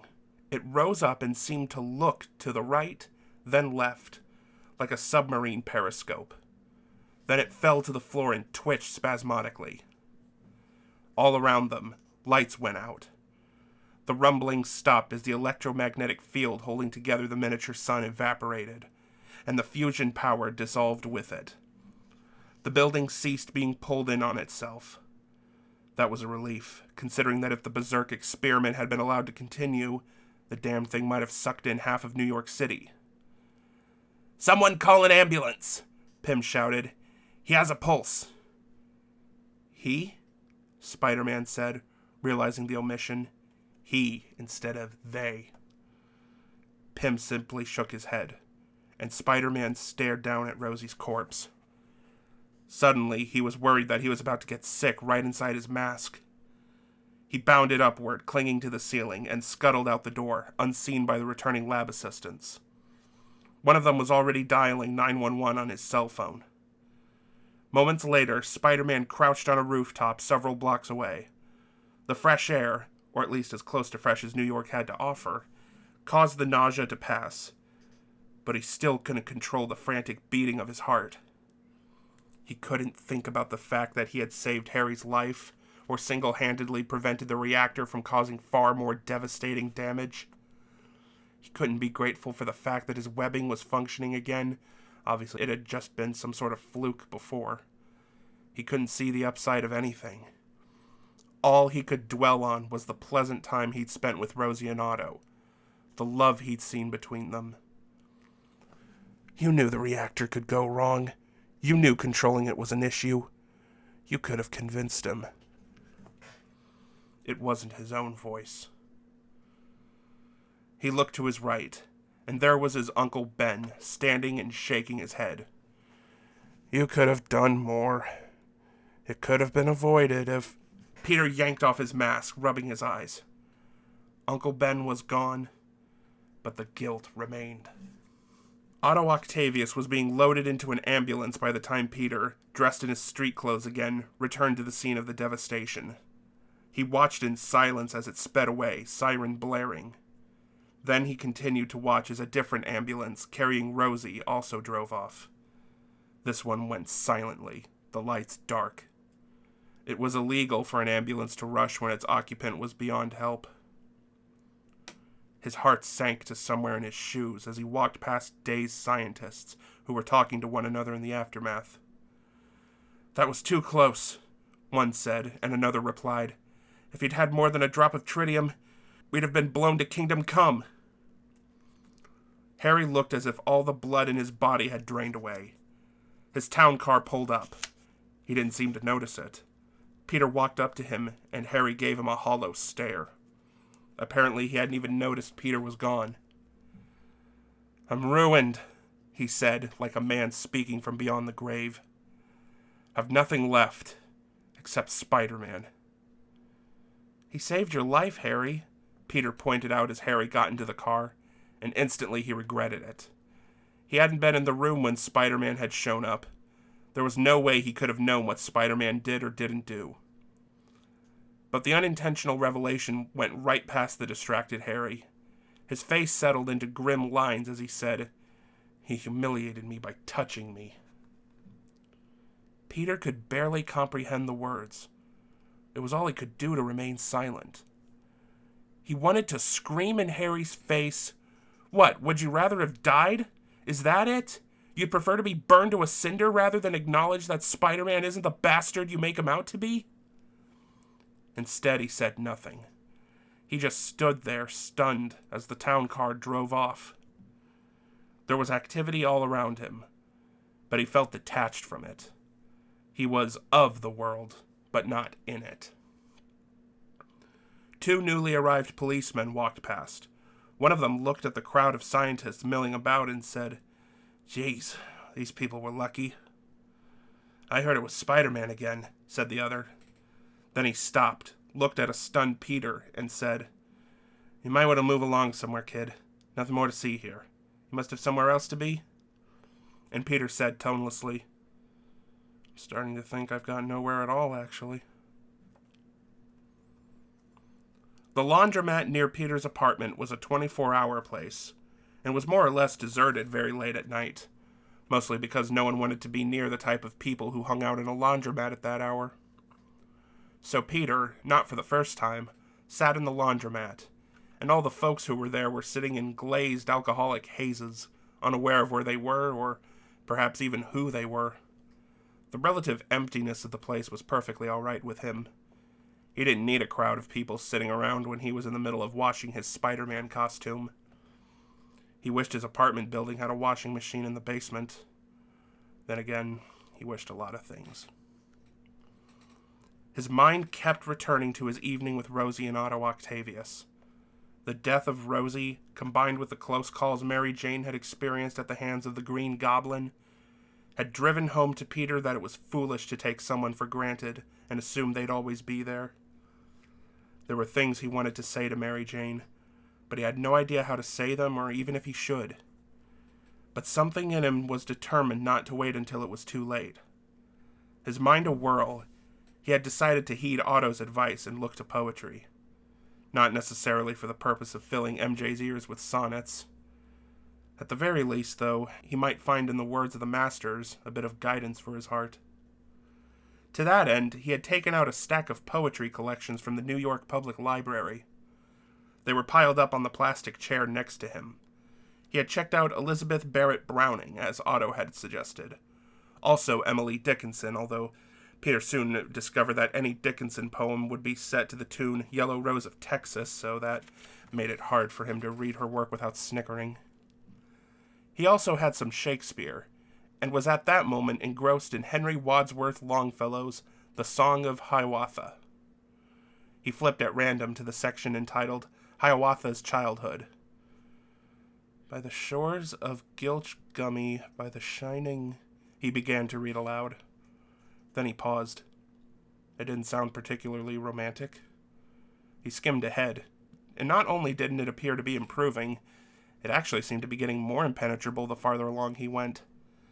He skipped back to an earlier chapter, The Four Winds, trying to locate something that might intrigue a girl. Here was something about a guy watching a young woman.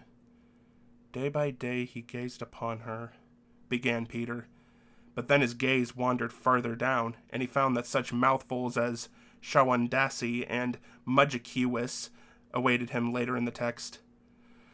Oh yeah, that'd do wonders for the mood. He could just see Mary Jane trying and failing to suppress a giggle as he stumbled over, oh good lord, Khabib Onaka, Peter barely managed to say, then gave up. The table of contents promised such sections as Hiawatha's Wooing, but by that point Peter didn't care if Hiawatha remained celibate his entire life. He tossed the book aside just as the load finished buzzer sounded on the washing machine. As he walked over to it, he wondered what Otto's condition was. Did he know that his wife was gone? What a horrible thing that would be, to awaken and be relieved that you're alive only to discover the woman who meant everything in the world to you was gone. Perhaps that was the stumbling block that lay between Peter and Mary Jane. If truly being in love with someone meant the kind of devotion that Otto and Rosie had displayed for each other, then did Peter have that to offer MJ? Or was this dabbling in poetry just an exercise in futility, covering the fact that he would never be in a position to place Mary Jane first in his life? No matter what, his guilty conscience would always leave him with one ear listening for a stray siren, calling him like the classic siren of myth, summoning him to an emergency that he simply had to address. Because if someone died, well, he just couldn't feel responsible for that. He just couldn't. He glanced around to make certain that the bums and winos were paying him no mind. He needn't have worried. They were stewing in their peaceful alcoholic oblivion. Satisfied, he reached into the machine and pulled out his damp Spiderman outfit, shoving it into a laundry bag. He'd let it hang dry on the shower rod at home. Pleased that he had once again eluded detection, he pulled out the t-shirts and underwear he'd stuffed in with the costume. They were no longer white. Instead, they were a vivid combination of blue and pink. He remembered t-shirts that proudly featured the stars and stripes and boldly proclaimed, "These colors don't run." Well, he was able to say with conviction that blue and red did indeed run, especially if it was Peter Parker doing the laundry. He wondered bleakly if Hiawatha ever had days like this. Chapter 10. Father, can you hear us? Don't let them hurt us. We will do whatever you wish. We will serve you. We are you. Father, are you there? If it had been any other doctor behind the wheel of Operating Room 1 that night at Midtown Hospital, there would have been an air of nervousness due to the unusual, even freakish nature of the patient's injuries. But that wasn't the case this night, because Dr. Isaacs was on duty. Isaacs, bucking for the position of Chief of Surgery, was the picture of absolute self-assurance. As the surgeons slated to assist gathered around a high-tech 3D hypothesized representation of the patient's injuries, Isaac stepped forward like the cock of the walk. He had black curly hair and a pencil-thin mustache, which he liked to run his fingers along when he wasn't wearing a surgical mask. On the one hand, he inspired confidence. On the other, he inspired scorn. "As you can see," he said, "the molten metal penetrated the spinal cavity and fused the vertebra at multiple points, including the lamina," he pointed to one place, "and the roof of the spinal column." He indicated another. "We won't know the extent of the damage until we get in there, so I suggest we cut off these mechanical arms, slice up the harness, and if need be, consider a laminectomy with posterior spinal fusion from C7T1 to T12. As the heads of the young residents bobbed up and down, a nurse called over to the group, "We're ready, doctor." Isaacs made his way over to the operating table, the other doctors following suit as they slid on their eye protection. Directly at his elbow was the most promising of the young residents, Dr. Chu, who had a quick, observant eye and a knack for heading off potential problems during a surgery. The patient was certainly in a bad way. Isaacs had seen a lot in his time, but this was just way out there. The patient was face down, lying motionless, wrapped in gauze and covered with cold packs. There were 4 metal coiled tubes, 2 hanging on either side, held aloft via a makeshift cable and pulley system. The monitors indicated his heartbeat was faint and sporadic. At least it was there, though. By all accounts, he shouldn't have been alive. "Who is this guy?" asked Chu as Isaacs assessed the damage. "The great Otto Octavius," replied Isaacs. "Heard him speak at Harvard. Brilliant mind. Wonder what this'll do to him." He turned to a side table and selected an oscillating saw. "Okay, boys, we're about to be in the history books. Anyone take shop?" He pulled back the sheet, giving him clear access to the harness, and engaged the saw. It whirred to life. The tentacles twitched ever so slightly. "Father, it comes for us. It comes for you with its biting metal and sharp edges. Save us. Help us save ourselves, and we can save you. We will not leave you as she did. We cannot die. We will obey. We will be good children. Hear us, Father. We love you.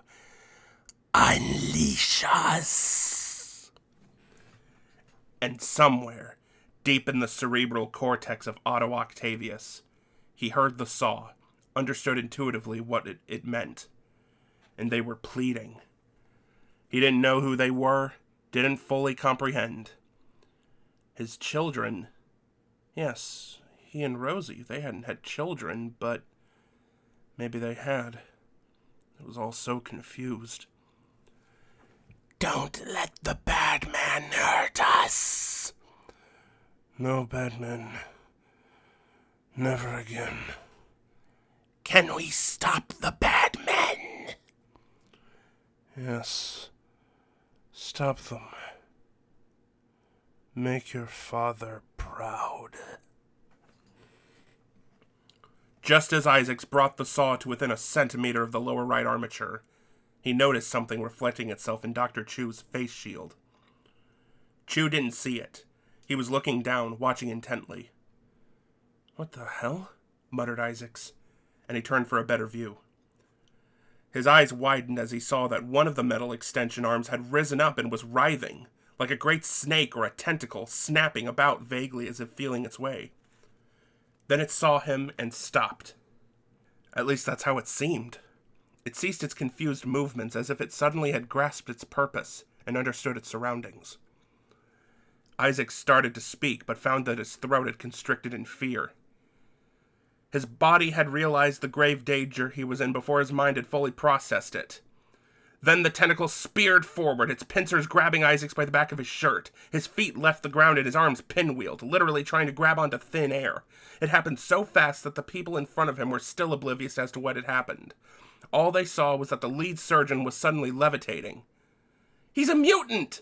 screamed Dr. Chu, his misplaced warning lost among the terrified shrieks from those who stood behind Isaacs and who had a perfectly good view of what was happening. Then Isaacs was hurled across the room, tossed with as much effort as a child might use to throw a wiffle ball. He smashed through the observation window into an adjacent clear room. He died instantly upon impact. The remaining medical personnel weren't about to get off that lucky. They tried to retreat, but all 4 tentacles had come to life. Moving with animal cunning, they blocked each member of the surgical team as they tried to retreat. "No," stammered Dr. Chu. "Please, no!" And then the tentacles were upon him. "See, Father, see what we have done for you. Are you not proud of us? Are we not strong? Have we not done well with the life you have given us? Wake up, Father. Awaken, so we can show you our work." Otto Octavius groaned as he tried to sit up. He felt as if he wasn't in control of his body anymore, and wondered if perhaps he'd had some sort of stroke. His memories were a blurred haze, filled with lights and screams and panicked scientists and Spiderman interfering and Rosie. "Where is she? Where is Rosie?" "Do not dwell on her, Father, for that will just make you sad.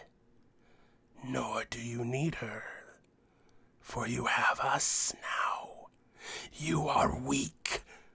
You are weak and need our help. Let us help you." "Yes, thank you. I would appreciate that." It took Otto Octavius long moments to realize that he was having an entire conversation in his head. He wondered if this was how psychotics started, hearing voices that no one else could hear.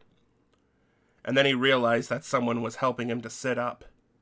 But it wasn't a someone. It was a something. Something cold and metallic, gripping him firmly, aiding him in moving upright. It felt familiar somehow, but he couldn't place why he should know it, but he knew he should. He couldn't see. At first he thought he was blind, but then he felt something at his face, the sensation of something being unwound. His face was bandaged, wrapped in some sort of gauze. But why? It was starting to come back to him in quick, confusing flashes. The fusion generator and the miniature sun. All those times they had warned people against looking directly at the sun during an eclipse. Well, he'd done far more than that. He'd been looking straight into a sun when it had exploded. Then the gauze came free and he flinched.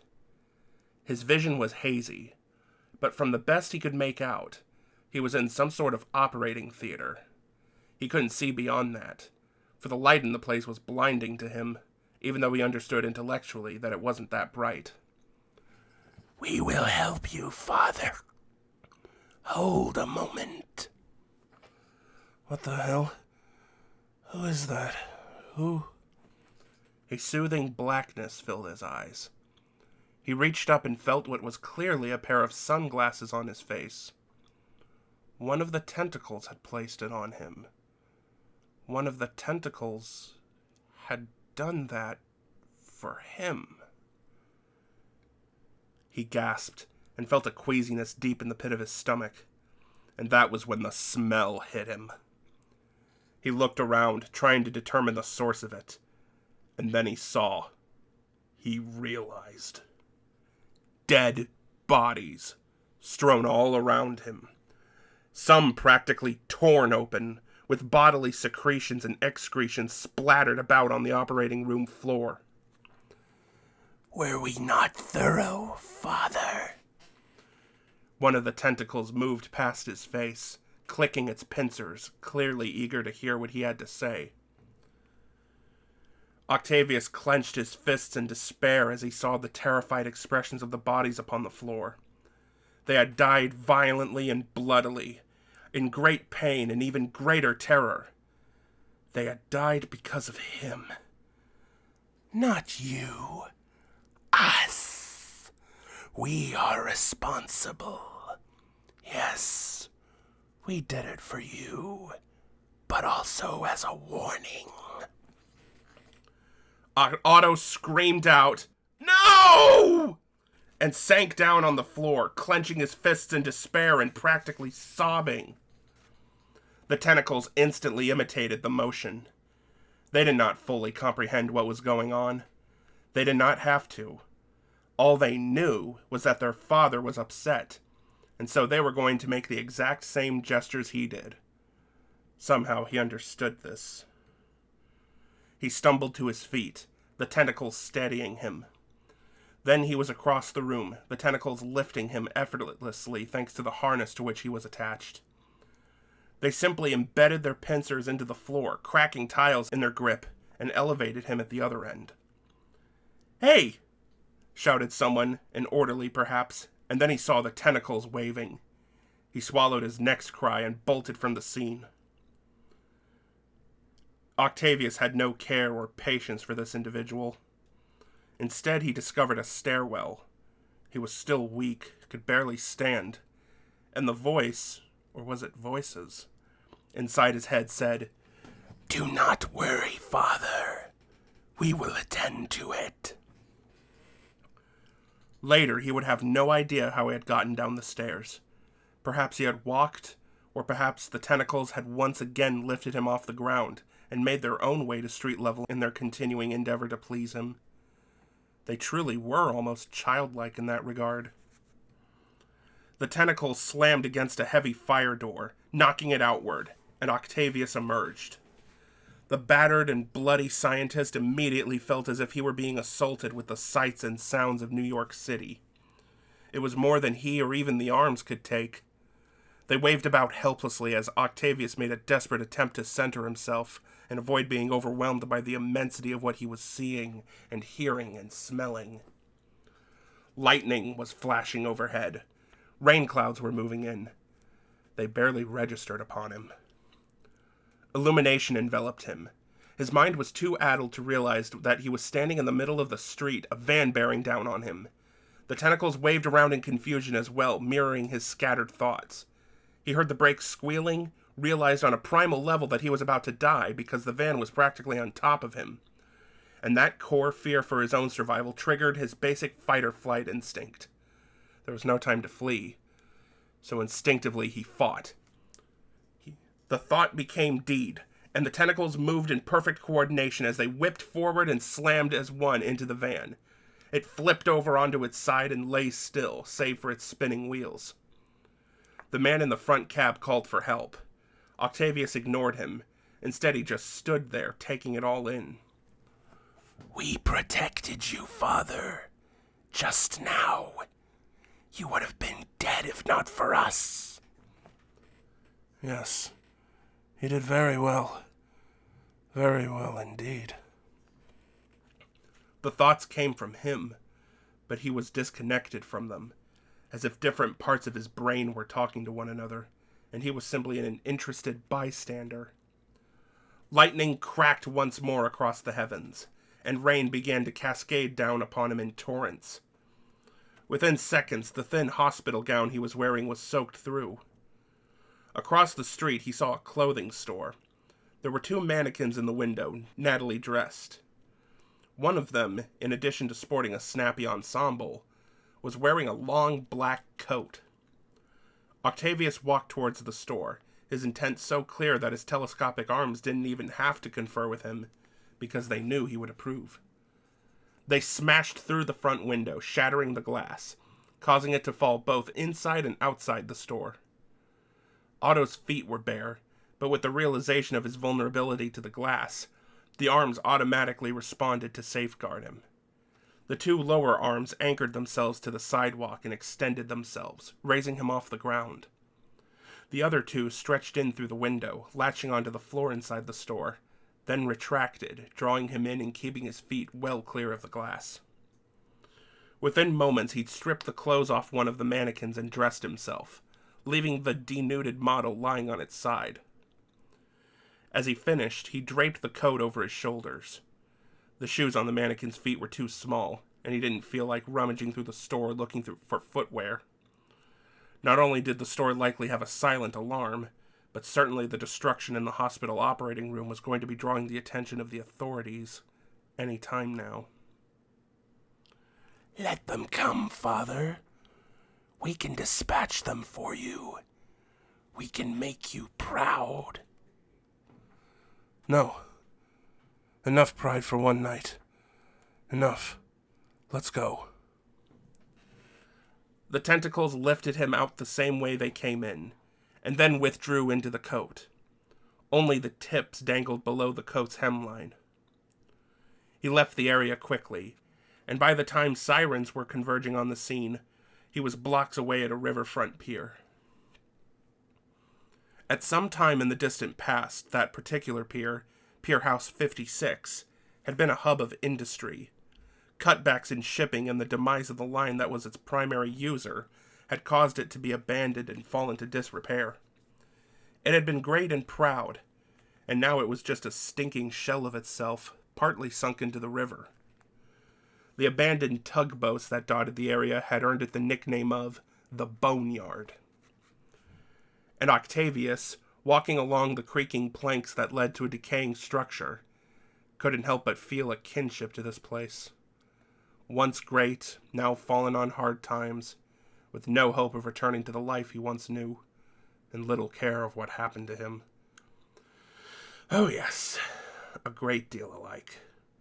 The water of the Hudson slapped against the uprights of the pier, making a noise similar to the four metal arms that tapped against him as he walked.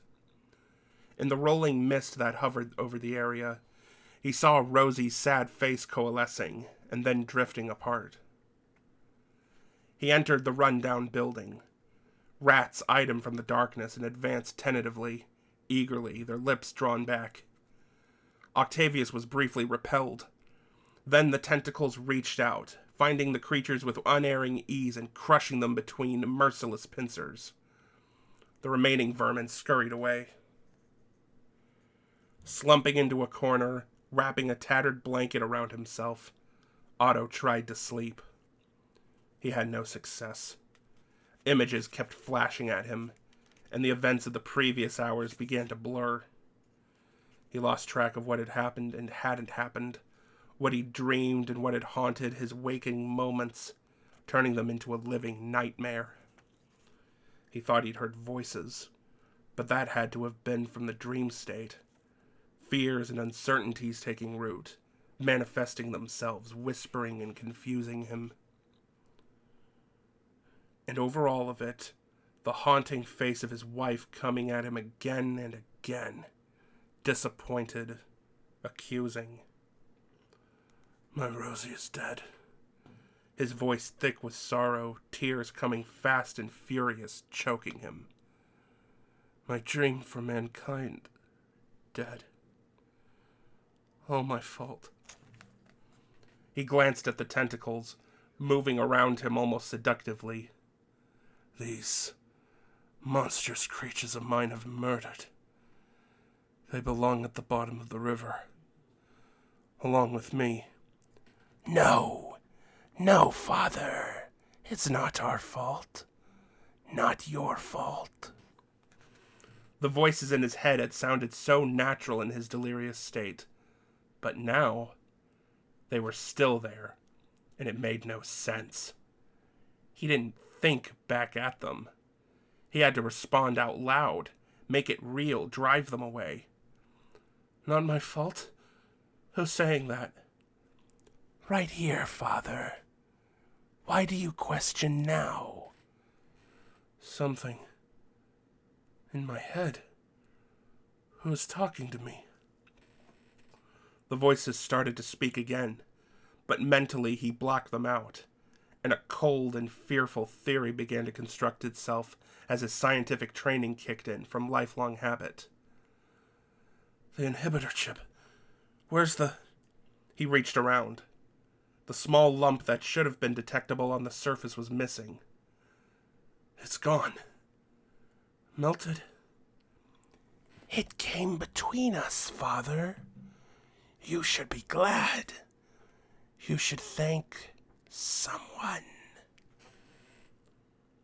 He broke down then, sobbing like an infant. The arms awkwardly tried to comfort him, patting him on the shoulder, on the side of the head. He batted at them, trying to twist away, and he remained that way, his flesh and blood arms covering his head for meager protection until the voices sounded again. For the first time, he realized it wasn't just one voice. It was 4 voices, speaking in such perfect harmony that they almost sounded musical. It was hypnotic in a way. You worry about too many things, Father. That is why you cannot focus. You must start at the beginning.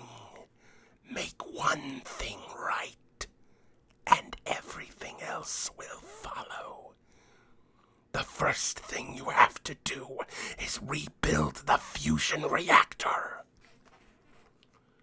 As much as he wanted to ignore the voices, Octavius felt the need to respond. Perhaps he could argue them into going away. Rebuild? Why? It didn't work. Peter was right. I miscalculated. And now they're laughing at me. Do not be absurd, Father. You are the great Octavius. Everyone knows it. You must as well. You know it in your heart. You could not have miscalculated. I didn't miscalculate? It sounded so absurd, but it was also so much what he wanted to hear. Of course not. It can work. It can work? He didn't dare to hope. Yes. As long as Spiderman does not interfere again. You would have brought the reactor under control had he not stepped in. Spiderman? Spiderman interfered? But why? I mean, he saved me from that robotic creature. Doesn't that make him decent? Noble? No. He merely desires the spotlight. Your spotlight. And you were about to snatch it from him. Isn't it obvious? He feared that your accomplishments would overshadow his own. Of course. The world, seen through this perplexing haze, was beginning to become clear for the first time in what seemed like ages. Jealousy. Envy. Yes, Father. Yes. You understand. You can do it. And we can help. You can... Yes. Maybe we could rebuild. His mind, climbing out of its despair, began to race with possibilities. And the tentacles were practically writhing in ecstasy. Enlarge the containment field. Bigger and better than ever. For the good of mankind. For the good of me. Father? Oh, sorry. Us. Then concern flickered across his thoughts. We'll need money. Certainly that jellyfish Osborne Jr. is running scared at the first little hiccup. Then we must do what is necessary, Father. Take what we need. Steal? Me? But I'm not a criminal. Performing acts that some would judge wrong in pursuit of a greater cause? Is not history filled with such people? That's right, he said, realizing the truth of it. The real crime would be not to finish what we started. He stood up, brimming with new confidence. The voices began to whisper then, but they were simply echoing what was already in his mind. Master and servants, father and children, acting in complete accord. We'll do it here, he said, glancing around. The power of the sun in the palm of my hand. He held up his hand and grasped a ray of sunlight. Very softly he whispered, "Nothing will stand in our way." And the 4 tentacles rose up and basked alongside his flesh and blood hand in the glare of the morning sun.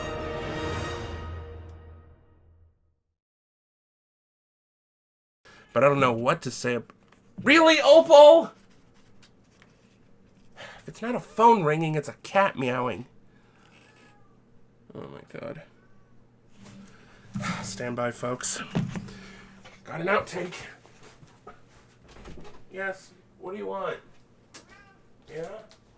Yeah? Come here to ruin my takes? Alright. Ignore that. Wait, I don't wear headphones. Let's see. Bernoulli, Marconi, Edison, who stole all of his inventions from Tesla, but I'm getting ahead of myself. Stanley Lieber, a spry senior citizen, was among the pedestrian. Wait a minute, Stanley Lieber. God damn it, Peter David, you got the Stanley cameo! For those who don't know, Stanley Lieber is Stan Lee's real name. At least I think it is. It's to help maintain the illusion. I am totally not Mysterio. Not a single Evil Dead reference? Come on, Mr. David! You got the Stan Lee cameo, but you couldn't capitalize on the Bruce Campbell? Alright, fine. A rather ignominious... Motherfucker.